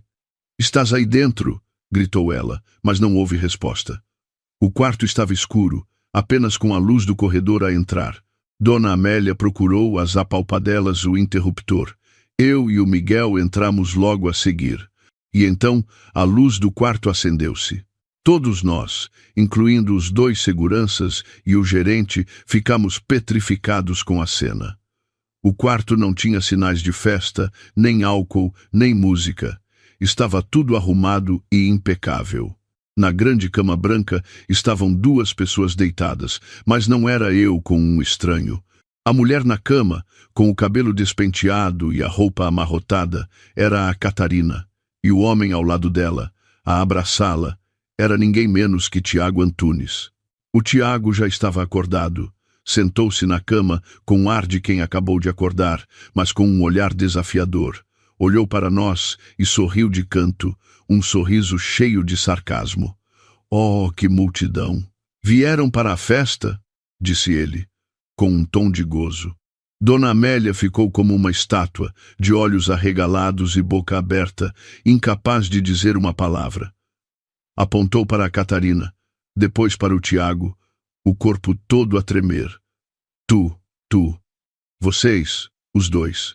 Como é que... Não conseguiu terminar a frase. O choque foi demasiado grande, demasiado súbito, destruiu por completo a sua confiança e a sua postura de grande senhora. O Miguel deixou-se cair no chão, a segurar a cabeça com as mãos. Meu Deus, como é que isto foi acontecer? Gemeu ele. Talvez já tivesse imaginado esta cena, mas, ao vê-la a acontecer, ainda não conseguia aceitá-la. E eu fiquei à porta, de braços cruzados, a observar em silêncio esta comédia trágica. Vi o rosto desolado da dona Amélia, o desmoronamento do meu marido e o sorriso vitorioso do Tiago. Tudo estava a correr exatamente como eu planeara. Mas eu sabia que isto era apenas o início. A armadilha tinha funcionado, mas para terminar a peça eu precisava de dar o golpe final. Respirei fundo e avancei. Olhei diretamente para a dona Amélia, com a voz calma, gélida. Sogra, está muito surpreendida? Chamou toda a família para apanhar a sua nora em flagrante, mas parece que se enganou na pessoa, não acha? As minhas palavras foram como um balde de água fria no seu pânico. Ela levantou a cabeça e olhou para mim, já não com desprezo, mas com medo. Tu, o que é que tu fizeste? Gaguejou ela. Eu não fiz nada. Sorri. Apenas ajudei a sua querida filha e o namorado dela a terem um espaço privado para conversarem. Era agradecer-me. Nesse momento, a Catarina também acordou. Abriu os olhos, olhando à volta confusa. Quando viu toda a família no quarto e o Tiago sentado ao seu lado, soltou um grito. Ah, o que é que se passa? O que é que está a acontecer? Puxou rapidamente o lençol para se cobrir, em pânico. Olhou para mim com ódio. Foste tu que me tramaste. Soltei uma gargalhada sarcástica. Catarina, não sejas cínica. Pergunta a ti mesma quem é que tentou tramar quem. Quem preparou a aguardente? Quem ia pôr os comprimidos? Quem montou uma armadilha para destruir a honra da própria cunhada? Cada pergunta minha era como um martelo a esmagar as suas mentiras. O rosto da Catarina ficou pálido. Ela não podia negar. Todos os segredos tinham sido revelados. A sua peça tinha falhado por completo. Mas interroguei-me se a verdade que eu acabara de descobrir sobre o Tiago, sobre a sua verdadeira relação com a Catarina, era tudo. Ou se, por trás da sua aparência de playboy, o Tiago escondia outro segredo, um segredo ainda mais sombrio, capaz de afundar toda esta família no abismo da vergonha. O pânico de Catarina e o silêncio de Dona Amélia foram a confissão mais clara. O gerente do hotel, um homem de meia-idade distinto, após alguns segundos de choque, recuperou rapidamente a sua postura profissional. Fez sinal aos 2 seguranças para bloquearem a porta, impedindo qualquer saída, e virou-se para nós com uma voz séria. Peço desculpa pelo incômodo, mas como este incidente ocorreu no nosso hotel e parece ser um assunto complexo, precisamos de esclarecer tudo. Agradeço a cooperação da família. A sua posição era clara. Ele não queria que este escândalo afetasse a reputação do hotel. Precisava de uma explicação e não ia deixar que a minha família abafasse o caso facilmente. Era exatamente isto que eu queria. Precisava de um terceiro, uma autoridade, para testemunhar tudo. Claro que sim, fui a primeira a falar. Também gostaríamos muito de saber por que é que a minha cunhada estava no quarto de um homem estranho e por que é que toda a família do meu marido veio em peso para me apanhar em flagrante, enquanto eu estava no átrio, preocupada, à procura dela. Enfatizei deliberadamente as contradições, direcionando as suspeitas do gerente para a família do meu marido. Dona Amélia, que parecia ter recuperado do choque, fuzilou-me com um olhar e virou-se para o gerente, tentando recuperar o seu tom arrogante habitual. Isto é apenas um mal-entendido, meu senhor. A minha filha e este jovem são amigos. Devem ter bebido demais e aconteceu um imprevisto. Não é nada de grave. Ela estava a tentar transformar uma conspiração num acidente. Mas Tiago, sentado na cama, não lhe facilitou a vida. Soltou uma gargalhada sarcástica. Amigos? A senhora tem muita piada. Eu e a Catarina não somos apenas amigos, somos namorados. A declaração de Tiago foi como uma segunda bomba a explodir no quarto. Miguel, que estava sentado no chão, levantou a cabeça de repente com um olhar incrédulo. O quê? Tu estás a dizer a verdade? Catarina, ele é mesmo teu namorado? Catarina não respondeu, apenas escondeu o rosto nos joelhos, a chorar. O seu silêncio era a resposta. Dona Amélia também ficou sem palavras. Talvez soubesse da relação, mas não esperava que Tiago a revelasse publicamente naquele momento. E se forem namorados, gritou ela, tentando salvar a situação. Se se amam, falem disso em casa. Por que é que vem para aqui fazer esta vergonha? Manchar o nome da família? Manchar o nome da família? Tiago riu-se outra vez. Minha senhora, quem está a manchar o nome da família não somos nós. Pergunte à sua querida filha o que é que ela me pediu para fazer. Pergunte-lhe o que me prometeu se eu a ajudasse a armar uma cilada à própria cunhada. Tiago estava a virar o jogo. Já não era um peão obediente, estava a morder a mão que o alimentava. Ao ouvir isto, Catarina levantou a cabeça e gritou para Tiago: Cala-te! Estás a inventar. Eu não te pedi para fazeres nada. Ah, agora negas. Tiago sorriu de lado, tirou um telemóvel de debaixo da almofada. Felizmente, eu estava preparado. Gravei todas as nossas conversas. Queres ouvir? Ouvir como planeaste ao detalhe embebedar a tua cunhada, drogá-la e empurrá-la para este quarto para mim. O telemóvel na mão de Tiago era o trunfo final. Dona Amélia e Catarina olharam para o telemóvel como se fosse uma cobra venenosa, os seus rostos pálidos como cera. Nunca imaginaram que a presa que julgavam fácil de manipular era, na verdade, um lobo mais astuto que elas. Este era o segredo que eu descobrira sobre Tiago. Ele não era um idiota apaixonado, era um oportunista experiente. Sabia que Catarina o estava apenas a usar e não estava disposto a ser descartado de forma tão humilhante. Por isso, recolheu secretamente provas para se proteger. Quando o contactei e propus a minha colaboração, ele aceitou imediatamente. O meu plano encaixava perfeitamente nos seus objetivos. Conseguia dinheiro e vingava-se de Catarina de forma espetacular. Tínhamos feito o acordo perfeito. Gravações? Tu atreveste-te a gravar a minha filha?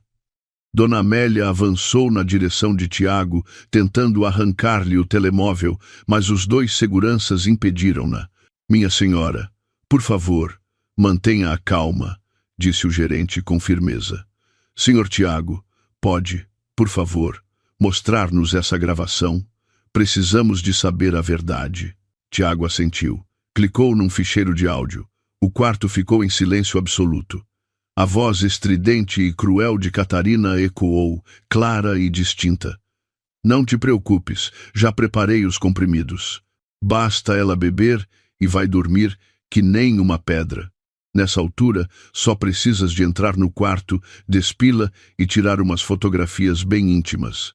Na manhã seguinte, quando a minha mãe e toda a família chegarem, já estará tudo feito. Ela não terá outra opção senão sair daquela casa cheia de vergonha. A gravação continuou, com palavras ainda mais horríveis, planos detalhados até ao mais ínfimo pormenor. Quanto mais se ouvia, mais pálido ficava o rosto de Dona Amélia. Miguel estava imóvel, com os olhos vazios. Quando a gravação terminou, ninguém disse uma palavra. A verdade era demasiado óbvia, irrefutável. O gerente olhou para a família do meu marido com uma mistura de desprezo e raiva. Senhores, este assunto ultrapassa os limites de um mal-entendido familiar. Tem indícios de crime. Somos obrigados a chamar a polícia. Chamar a polícia. Essas palavras soaram como uma sentença de morte para a família. Dona Amélia cambaleou e caiu no chão, desmaiada. Catarina gritava histericamente, insultando Tiago e implorando ao gerente. Miguel ficou ali sentado, a tremer, incapaz de fazer nada. A armadilha tinha se fechado. A raposa tinha caído na própria rede. Mas eu sabia que ainda não tinha acabado. A peça terminara, mas as suas consequências estavam apenas a começar. Interroguei-me de que lado é que o meu marido se colocaria. Continuaria a ser um cobarde, a tentar encobrir o crime da sua família, ou teria a coragem de enfrentar a verdade e pedir desculpa? A polícia chegou rapidamente. A sua presença transformou um escândalo familiar num caso criminal, atraindo a atenção de todo o hotel. O corredor do quarto andar encheu-se de hóspedes curiosos, que observavam à distância, cochichando e tentando espreitar para dentro do quarto 401, onde se desenrolava um drama que não estava no guião das suas férias de luxo. Dona Amélia, depois de assistida pela equipa médica, recuperou a consciência, mas já não gritava nem insultava. Sentou-se numa cadeira, encolhida, com os olhos vazios a fitar o nada. O choque e a humilhação tinham derrubado por completo a mulher que sempre se considerou o centro do universo. Catarina foi levada num estado de pânico, a balbuciar palavras sem sentido. Tiago, como fornecedor da prova principal, também foi convidado a ir à esquadra para prestar declarações. Antes de sair, virou-se para mim e piscou-me o olho. Assente levemente com a cabeça. O nosso acordo estava cumprido.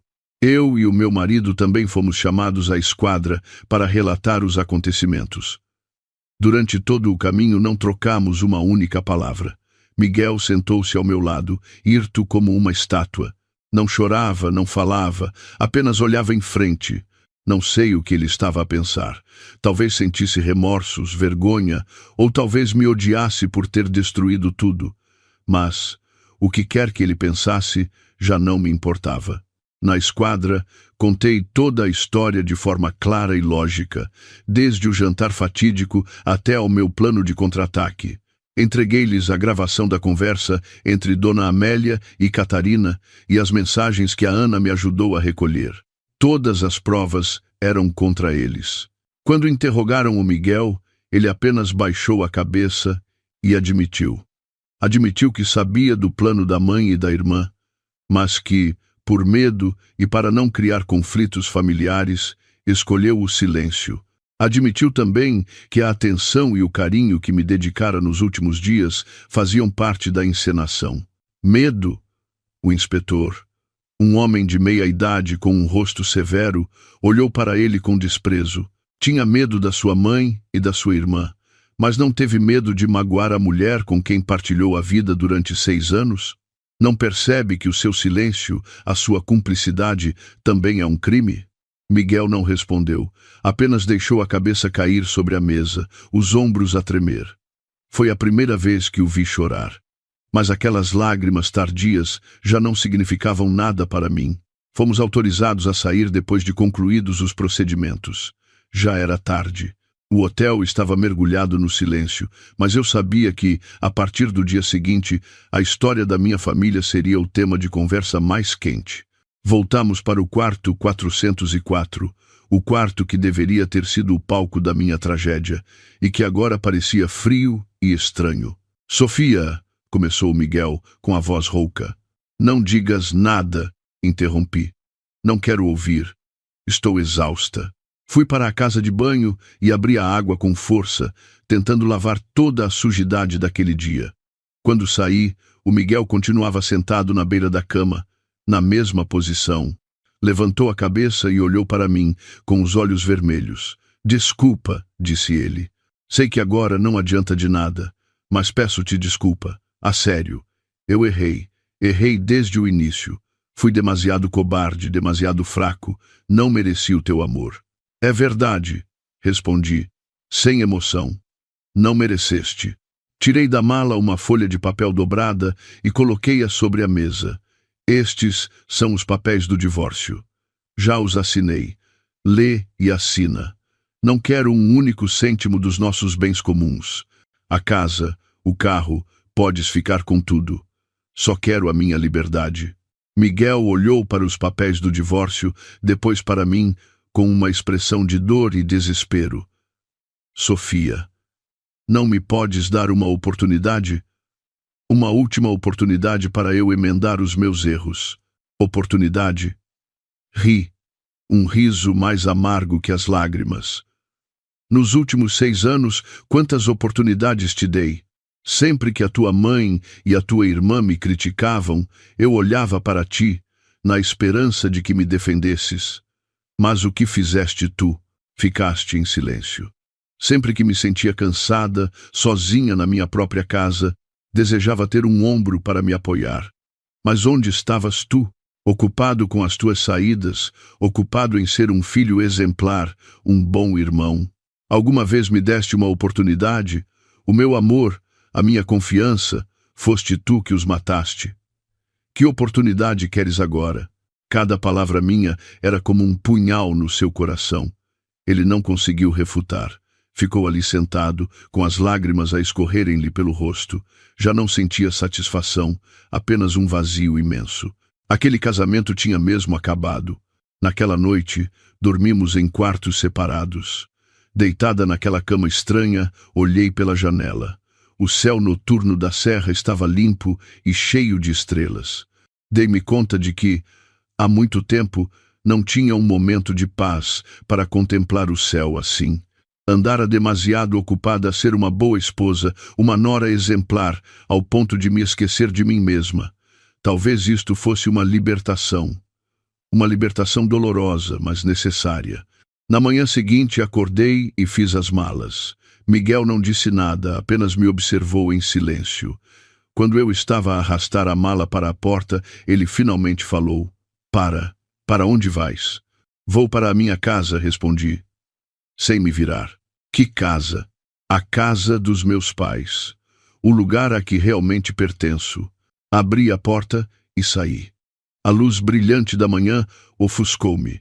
Respirei fundo o ar puro. Tudo tinha acabado. Interroguei-me se, depois de tudo, a vida me daria uma oportunidade para recomeçar, uma oportunidade para encontrar a verdadeira felicidade, uma felicidade sem falsidades nem cálculos. Ao arrastar a mala para fora da porta do quarto 404, pensei que tudo tinha realmente terminado. Voltaria para a casa dos meus pais, começaria uma nova vida, deixando para trás todas as memórias dolorosas da família do meu marido. Mas a vida tem sempre reviravoltas que não podemos prever. E a peça da família de Dona Amélia ainda tinha um último ato, um final inesperado e muito mais amargo. Assim que saí do elevador, a caminho da recepção para fazer o check-out, ouvi um grito agudo vindo da escada de serviço. Ajudem-me, ajudem-me, por favor. A voz fraca e familiar era a de Dona Amélia. Parei. Um mau pressentimento invadiu-me. Hesitei por um momento. Uma parte de mim queria ignorar, ir-se embora imediatamente. Ela tinha me causado tanto sofrimento, não merecia a minha preocupação. Mas outra parte, a minha consciência, não me permitiu. Afinal, era uma pessoa idosa e estava em perigo. Corri em direção à escada. A porta estava entreaberta. Empurrei-a e fiquei paralisada com a cena. Dona Amélia estava caída no patamar entre o terceiro e o quarto andar. Agarrava o peito, com o rosto pálido, os lábios roxos e a respiração ofegante. Parecia ter tido um ataque cardíaco súbito. Sogra! Sogra! Corri para junto dela, ajoelhando-me. O que se passa? Tente respirar fundo. Dona Amélia olhou para mim. O seu olhar já não tinha a altivez de sempre, apenas medo e impotência. Tentou dizer algo, mas só conseguiu emitir sons ininteligíveis. Percebi que a situação era grave. Peguei rapidamente no telemóvel e chamei uma ambulância. Enquanto esperava, tentei prestar-lhe os primeiros socorros com os poucos conhecimentos que tinha. Desapertei-lhe o colarinho e deitei-a na posição mais confortável possível. Não tenha medo, sogra. A ambulância está a chegar. Vai ficar tudo bem. Segurei a sua mão fria, tentando acalmá-la. Minutos depois, a equipa médica do hotel chegou. Colocaram-na rapidamente numa maca e levaram-na para a enfermaria. Corri atrás deles, com o coração apertado. Por que é que ela estava ali? Por que é que teve um ataque cardíaco precisamente naquele momento? O médico, depois de a examinar, concluiu que Dona Amélia tinha sofrido um infarte agudo do miocárdio. A situação era crítica e precisava de ser transferida para um hospital maior imediatamente. Quem é o familiar da paciente? Perguntou o médico. Miguel tinha acabado de chegar, com o rosto transtornado. Eu sou o filho dela. Trate já dos papéis de internamento da sua mãe. Nós vamos transferi-la, disse o médico. Miguel, a tremer, não sabia o que fazer. Olhou para mim com um olhar suplicante. Suspirei. Por mais que a odiasse, não podia abandonar uma vida. Deixe estar. Eu trato disso, disse ao médico. Tratei rapidamente de toda a papelada necessária e paguei as despesas iniciais. Miguel ficou a olhar para mim, incrédulo. Provavelmente não conseguia acreditar que a pessoa que ele e a sua família tinham tentado destruir era quem estava agora a salvar a vida da sua mãe. Na ambulância, sentei-me ao lado de Dona Amélia, a segurar-lhe a mão. Ela tinha adormecido, mas a sua respiração continuava fraca. Olhei para o seu rosto envelhecido e enrugado e senti uma emoção estranha. Já não sentia ódio por ela. Sentia pena. Uma mulher que viveu uma vida inteira de calculismo e inveja, para no final, no momento entre a vida e a morte, ter apenas a seu lado a nora que mais odiava. Os filhos que ela tanto amou e protegeu, onde estavam eles? No hospital, Dona Amélia foi levada diretamente para as urgências. Eu e o Miguel ficamos à espera no corredor. O silêncio era assustador, apenas quebrado pelo tic-tac do relógio na parede. Sofia, começou o Miguel, quebrando o silêncio. Obrigado. Não precisas de me agradecer, respondi fria. Não o fiz por ti, nem pela tua mãe. Filo porque a minha consciência não me permite ver alguém morrer e não ajudar. Miguel baixou a cabeça sem dizer mais nada. Sabia que entre nós já não havia nada para dizer. Algumas horas depois, o médico saiu das urgências. Informou-nos de que Dona Amélia estava fora de perigo, mas que precisaria de ficar internada em observação. Respiramos de alívio. Naquela noite, fiquei no hospital a cuidar de Dona Amélia. O Miguel disse que precisava de voltar ao hotel para resolver a situação da Catarina. Não perguntei mais nada. Sabia que a família dele ainda tinha um grande problema para resolver. No quarto silencioso do hospital, estávamos apenas eu e Dona Amélia. Ela ainda estava inconsciente. Sentei-me ao seu lado, a descascar uma maçã em silêncio. De repente, ela mexeu-se e abriu os olhos. Olhou para mim. O seu olhar já não era frio, apenas cansado e fraco. Água, sussurrou ela. Servi-lhe rapidamente um copo de água. Ajudei-a a sentar-se e dei-lhe de beber, cuidadosamente. Depois de beber, olhou para mim e, com a voz a tremer, perguntou: Por quê? Por que me salvaste? Porque é a mãe do meu marido, respondi, simplesmente. E porque é um ser humano. Dona Amélia ficou em silêncio. Um longo tempo depois, começou a chorar. Lágrimas quentes escorriam pelo seu rosto enrugado. Eu errei, Sofia. Errei muito. Tratei-te tão mal. Não mereço o teu perdão. Chorava convulsivamente, como uma criança. Não disse nada. Apenas lhe dei um lenço de papel. Não sei se a conseguirei perdoar. As feridas que ela me causou não podem ser apagadas. Mas uma coisa eu sei. A peça da sua família tinha verdadeiramente chegado ao fim. Não com vingança, não com a lei, mas com estas lágrimas de arrependimento tardio. Interroguei-me se este arrependimento era sincero ou apenas mais uma representação, um último ato para agarrar um pouco da humanidade que lhe restava. Nos dias seguintes, deixei tudo em suspenso e fiquei no hospital a cuidar de Dona Amélia. A sua saúde recuperava muito lentamente. O infarte deixou sequelas graves. Já não conseguia andar e precisava de ajuda para todas as tarefas diárias. A mulher arrogante e poderosa de outrora era agora uma idosa frágil e impotente, acamada.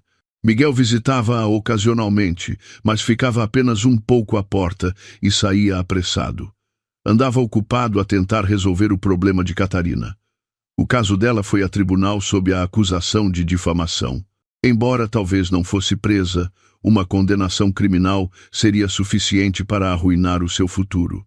A família teve de vender a casa na cidade para pagar indemnizações e custas judiciais. O castelo que construíram com base na hipocrisia e no dinheiro tinha finalmente desmoronado. Durante os dias no hospital, eu e Dona Amélia tivemos conversas que nunca tivemos em 6 anos. Já não havia críticas, nem sarcasmos, nem cálculos defensivos. Apenas o confronto nu entre duas pessoas. Numa tarde, enquanto lhe dava o caldo, ela agarrou-me na mão e disse com a voz fraca: Sofia, tenho algo para te dizer. Diga, sogra, a culpa. A culpa do que a Catarina fez não é inteiramente dela. Fiquei perplexa. O que quer dizer com isso? Dona Amélia suspirou, o olhar perdido.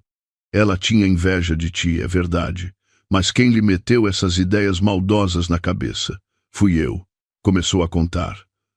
Contou que, desde que eu me tornei sua nora, nunca gostou de mim. Não por eu não ser boa, mas pelo contrário, por ser demasiado boa, demasiado competente. O meu sucesso, a minha independência, faziam-na sentir-se diminuída. Ela estava habituada a ser a mulher mais poderosa da casa, habituada a que todos dependessem dela. A minha chegada quebrou essa ordem. Eu tive inveja de ti, Sofia, confessou com amargura. Não conseguia aceitar que a minha nora fosse mais competente e bem-sucedida que o meu próprio filho. Senti que estava a perder o controlo. Por isso, sempre tentei rebaixar-te, para provar que eu ainda era a mais importante. Contou que falava mal de mim a Catarina constantemente. Insinuou-lhe que eu estava a roubar a atenção de todos, que a desprezava. Incitou a inveja que já existia no coração de Catarina, transformando-a em ódio. Eu transformei-a num monstro para satisfazer o meu próprio egoísmo, disse ela, com as lágrimas a escorrerem. O plano para te armar a cilada também foi sugestão minha. Pensei que, se destruísse a tua honra, terias de sair daquela casa e tudo voltaria a ser como antes. Fiquei em silêncio, sem saber o que dizer. A verdade era ainda mais horrível do que eu imaginara. A verdadeira mentora, a pessoa por trás de tudo, não era a Catarina, mas sim a sogra de quem eu estava a cuidar. Senti uma mistura de raiva, pena e um nojo profundo. E o Miguel? Perguntei, com a voz seca. Ele sabia disto? Dona Amélia abanou a cabeça. Não. O Miguel é fraco, mas não é má pessoa. Escondi-lhe tudo. Sabia que se ele soubesse, nunca concordaria. Então era isso. O meu marido era apenas um cobarde, não um vilão. Mas a sua cobardia contribuiu para esta tragédia. Agora que me conta tudo isto, não tem medo que eu a odeie ainda mais? Perguntei. Dona Amélia olhou para mim com um olhar suplicante. Não tenho medo que me odeies. Tenho medo de morrer sem conseguir descansar em paz se não te contar. Sofia, consegues perdoar-me? Eu sei que não mereço, mas... Ela não conseguiu terminar a frase, desatando a chorar. Olhei para a mulher a chorar à minha frente, com o coração vazio. Perdoar? Conseguiria perdoá-la? Ela destruiu o meu casamento, quase destruiu a minha vida. Como poderia perdoar? Mas, ao olhar para os seus olhos envelhecidos e marejados, para a fragilidade de uma pessoa à beira da morte, o meu coração amoleceu. De que serviria o ódio? Só tornaria a minha alma mais pesada. Ela pagou o preço. Toda a sua família pagou. Talvez fosse suficiente. Não chore mais, disse eu com gentileza. O que passou, passou. Descanse. A sua saúde é o mais importante agora. Não disse que a perdoava, mas também não disse que não. Apenas escolhi deixar o passado em paz. Talvez fosse o melhor para nós as duas. Nos dias seguintes, Dona Amélia não voltou a tocar no assunto. Deixava-se cuidar em silêncio. Por vezes, apanhava-a a olhar para mim, com um misto de gratidão e vergonha. A nossa relação já não era de sogra e nora. Era algo mais complexo, entre quem comete o erro e quem sofre as consequências. Interroguei-me se, quando ela recuperasse, quando tudo acalmasse, mudaria realmente, ou se isto era apenas uma fraqueza momentânea de uma doente. Uma semana depois, Dona Amélia teve alta, mas não pôde voltar para a sua casa luxuosa na cidade. Tinha sido penhorada para leilão. Teve de voltar para o antigo e pequeno apartamento num bairro social, o lugar de onde sempre tentou fugir. Miguel veio buscá-la. Olhou para mim, hesitante. Sofia, e se viesses conosco? Para onde? Perguntei. Calma, para nossa casa. A nossa casa já não existe, Miguel, disse eu, sem nostalgia. Os papéis do divórcio continuam na mesa. Assina e envia-os ao meu advogado. Miguel não disse mais nada, apenas ajudou Dona Amélia a entrar no carro. Observei as suas figuras, uma idosa, um jovem, a afastarem-se, solitários e desolados. Não senti alegria, apenas uma amargura profunda. Uma família, que deveria ser um porto de abrigo, podia desmoronar-se assim por causa da inveja e do egoísmo. Alguns dias depois, recebi os papéis do divórcio assinados pelo Miguel. O nosso casamento de 6 anos terminou oficialmente numa folha de papel. Senti um alívio estranho, como se me tivessem tirado um peso dos ombros. Comecei uma nova vida. Não voltei para a casa dos meus pais. Aluguei um pequeno e acolhedor apartamento. Queria o meu próprio espaço para curar as minhas feridas. Comecei também a procurar um novo emprego. Com a minha experiência e competência, consegui rapidamente o cargo de diretora de design num grande ateliê de arquitetura. O novo trabalho, O novo ambiente, os novos colegas, tudo me ajudou a esquecer gradualmente o passado. Ocasionalmente, através da Ana, recebia notícias da minha antiga família. O caso de Catarina foi a julgamento. Foi condenada a 1 ano de pena suspensa por difamação. Uma sentença leve, mas suficiente para manchar o seu registro criminal. Tiago, depois de colaborar com a polícia, recebeu uma pena mais leve, apenas uma multa. Mas ouvi dizer que, depois do incidente, mudou, deixando a vida de playboy para trás. Quanto a Dona Amélia, depois de voltar para o apartamento, a sua saúde piorou. O choque emocional, aliado à mudança de ambiente, impediu-a de recuperar. Miguel teve de deixar o emprego para cuidar da mãe e tratar dos assuntos da família. De um homem elegante e bem-sucedido, tornou-se num homem envelhecido e amargurado. Numa tarde, a caminho de casa do trabalho, encontrei-o inesperadamente. Estava numa paragem de autocarro, com um saco de medicamentos na mão, com ar cansado. Ele também me viu. Hesitou um pouco e depois aproximou-se. "Olá, Sofia", disse ele com a voz rouca. "Olá. A minha mãe não está bem", disse ele, olhando para o chão. "Ela tem saudades tuas."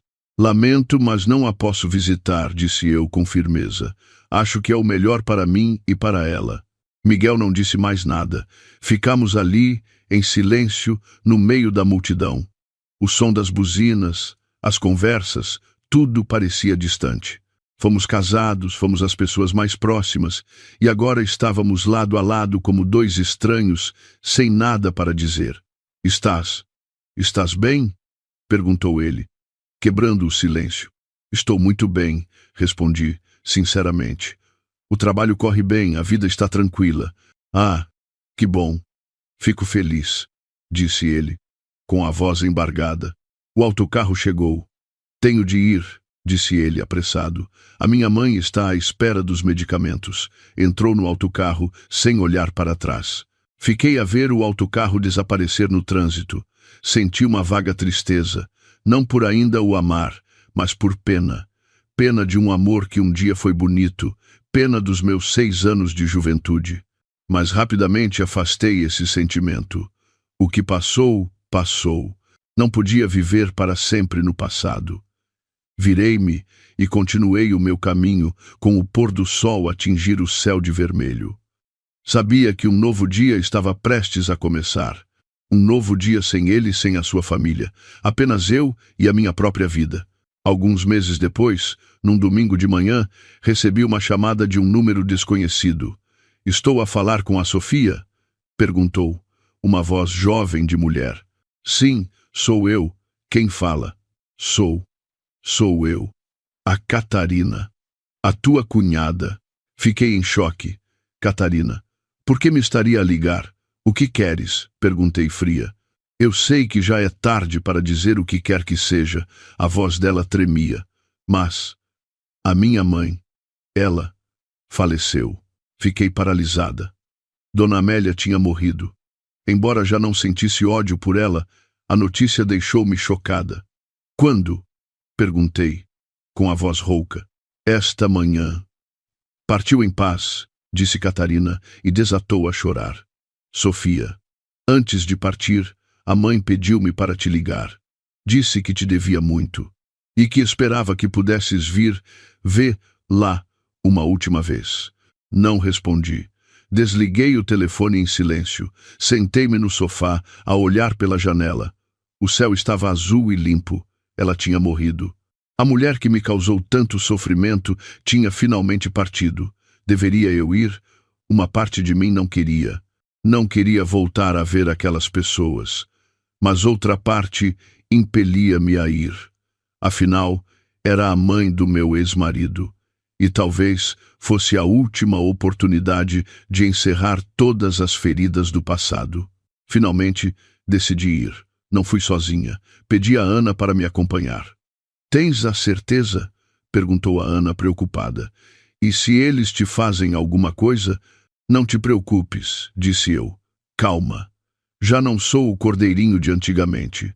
Não vou para criar problemas, apenas para acender uma vela por quem partiu. O antigo apartamento estava mergulhado num ambiente de luto. Uma pequena tenda estava montada à porta. Alguns vizinhos sentados conversavam em voz baixa. Ao verem-me, calaram-se e olharam para mim com curiosidade. Ignorei-os. Entrei com a Ana na pequena casa, que estava cheia de gente. Parentes da família do meu ex-marido estavam todos presentes, vestidos de luto, com expressões tristes. Miguel estava ao lado do caixão, com um ar abatido e muito mais velho. Ao ver-me, pareceu surpreendido e baixou a cabeça. Aproximei-me do caixão e peguei numa vela de um parente. Acendi-a e inclinei-me 3 vezes. Olhando para a fotografia de Dona Amélia no altar, senti uma emoção estranha. A mulher na fotografia parecia serena e bondosa, muito diferente da imagem arrogante que eu guardava dela. Nesse momento, Catarina saiu de dentro de casa. Estava mais magra e pálida. A sua arrogância de antigamente desaparecera. Aproximou-se de mim e baixou a cabeça. "Obrigada por teres vindo", disse, em voz baixa. Não disse nada, apenas assenti. Coloquei a vela no suporte e virei-me para sair. Mas Catarina chamou-me. "Sofia, espera."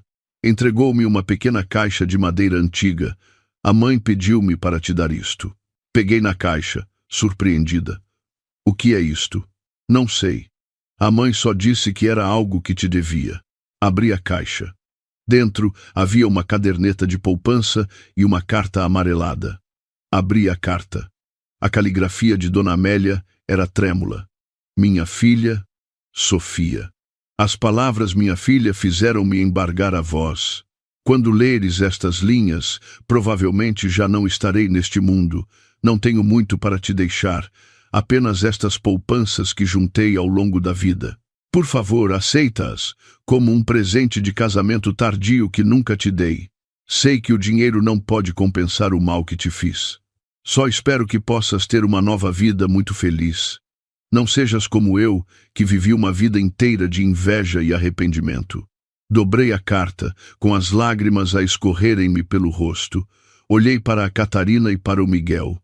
Eles também olhavam para mim, já não com ódio, mas com vergonha e remorso. Coloquei a caderneta de volta na caixa e devolvi-a a Catarina.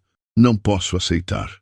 Usem este dinheiro para fazer um funeral digno à vossa mãe." Dito isto, virei-me e saí, sem olhar para trás. Eu tinha-a perdoado, e era a última coisa que podia fazer. A partir daquele momento, todas as mágoas se dissipariam como fumo. Depois do funeral de Dona Amélia, pensei que todos os laços com a minha antiga família teriam sido cortados. Devolvi a caderneta, disse o meu último adeus. Estava pronta para fechar o capítulo antigo da minha vida e começar uma nova página. Mas talvez o destino ainda quisesse testar-me mais uma vez. Uma semana depois, no escritório, recebi uma chamada de Miguel. "Sofia, podemos encontrar-nos? Tenho algo para te dizer." A sua voz parecia muito séria. Hesitei por um momento. Não queria voltar a vê-lo, mas algo na sua voz fez-me sentir que esta poderia ser a nossa conversa final, uma conversa necessária para encerrar tudo de vez. "Está bem", respondi. "Onde e quando?" Encontramo-nos num pequeno café tranquilo, onde ninguém nos conhecia. Quando cheguei, Miguel já esperava. Usava uma camisa simples, parecia mais magro e moreno. A sua antiga elegância desaparecera, substituída pelo cansaço de um homem que passou por muitas provações. "Obrigado por teres vindo", disse ele, quando me sentei. "O que querias dizer-me?" Fui direta ao assunto. Miguel não me olhou nos olhos. Mexeu o seu café, com a voz baixa. "Sofia, sei que já não tenho o direito de dizer isto, mas preciso. Pensei muito nos últimos dias. Em tudo." Levantou o olhar, os seus olhos cheios de remorso. "Eu errei, Sofia. Errei ao permitir que a minha mãe e a minha irmã te tratassem daquela maneira. Errei ao ficar em silêncio, ao ser cúmplice. Fui um péssimo marido, um homem cobarde." "Dizeres isso agora ainda faz algum sentido?" perguntei, sem emoção. "Faz", respondeu ele com firmeza. Faz sentido para mim. Preciso de o dizer para poder enfrentar-me a mim mesmo, e quero que saibas que eu te amei de verdade. Amaste-me de verdade? Soltei uma gargalhada. Amaste-me e viste a tua família espezinhar-me. Amaste-me e sacrificaste-me para agradar a tua mãe e a tua irmã. Não voltes a usar a palavra amor, Miguel. Estás a sujá-la.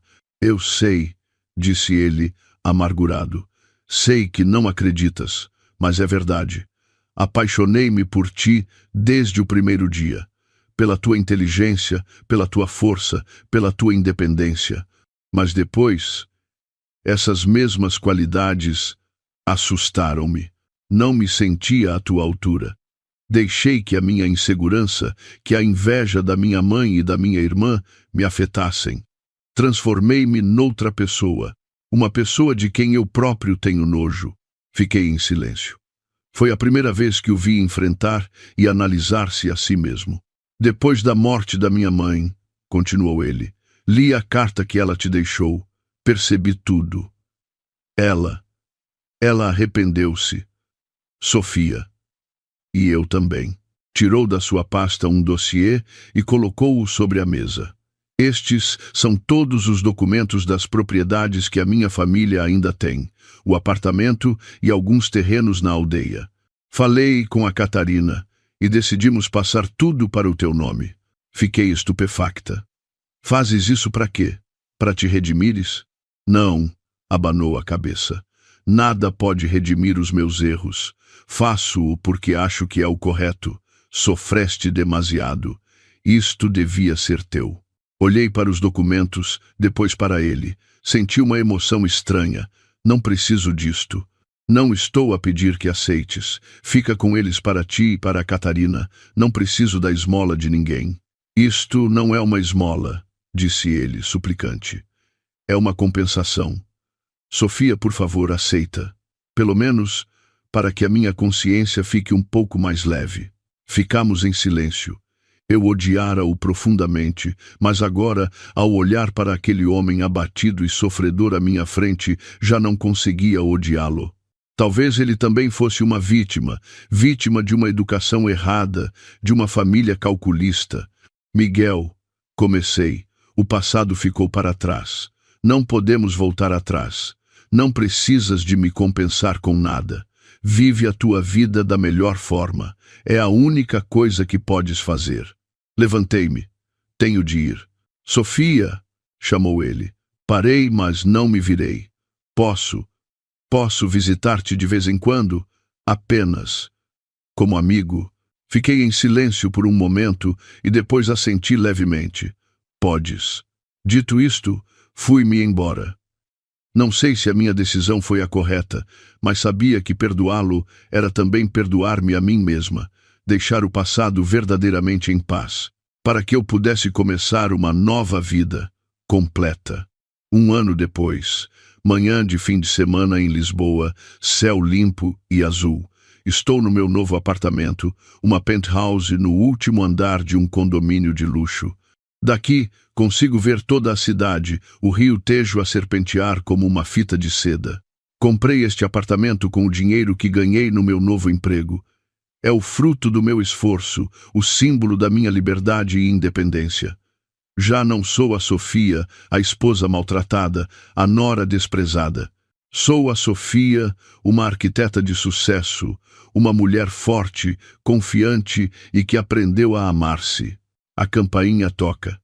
É a Ana, a minha melhor amiga. Traz um cesto de fruta, com um sorriso radiante. Parabéns pela casa nova, minha rica, diz ela, abraçando-me. A casa é linda, Sofia, e esta vista vale milhões. Obrigada, sorri. Entra. Sentamo-nos na varanda a beber chá e a apreciar a cidade. Como tens andado? Pergunta a Ana. Bem, muito bem. Respondo sinceramente. O trabalho corre bem, a vida está ótima. E ele? A Ana hesita. Sei que se refere ao Miguel. Às vezes encontramo-nos, digo, com calma. Tomamos um café, conversamos um pouco, apenas como amigos. Perdoaste-lhe mesmo? Pergunta Ana, incrédula. Não é bem perdoar, abano a cabeça. É mais não sentir mais ódio. O ódio só nos cansa, Ana. Aprendi a deixar ir. Depois daquele dia, Miguel mudou mesmo. Vendeu tudo, usou parte do dinheiro para compensar a Catarina e outra parte para a caridade. Começou uma nova vida, mais simples, mas talvez mais tranquila. Deixou de tentar reconquistar-me. Aceitou que já não pertencíamos um ao outro. Às vezes, visita-me, traz um pequeno presente. Conversamos como velhos amigos, sobre o trabalho, sobre a vida. Já não há amor, mas também já não há ódio. Talvez seja o melhor final para ambos. E tu? Pergunto a Ana. Ainda solteira e feliz? A Ana ri-se. Estou a conhecer um colega, também advogado. Parece ser uma boa pessoa. Que bom. Não te esqueças de me convidar para o casamento, digo.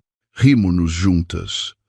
O nosso riso, límpido e alegre, mistura-se com o ar fresco da manhã. De repente, o meu telemóvel vibra. É uma mensagem de um número desconhecido. Olá, Sofia. Sou a Maria, uma estudante de arquitetura.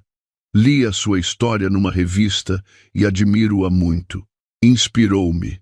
Também quero ser uma mulher forte e bem-sucedida como a senhora. Li a mensagem e o meu coração aqueceu. Não sabia que a minha história podia ter tanto impacto. Estás a ver? Diz a Ana, como se me lesse os pensamentos. Tornaste-te um símbolo, uma inspiração para muitas outras mulheres, Sofia. Sorri. Talvez fosse esse o verdadeiro significado de tudo o que passei. O sofrimento, as feridas, não foram em vão. Forjaram uma nova pessoa. Uma pessoa que não vive apenas para si, mas que também sabe transmitir força e esperança aos outros. Olhei para o horizonte. Um novo dia estava a começar. Um novo dia com novas oportunidades, novas alegrias. Sei que o caminho pela frente ainda é longo, com dificuldades e desafios, mas já não tenho medo, porque sei que não estou sozinha. Tenho os meus amigos, o meu trabalho, os meus ideais e, o mais importante, reencontrei-me a mim mesma. O amanhecer não está apenas lá fora, está também na minha alma. Um amanhecer radiante e cheio de esperança.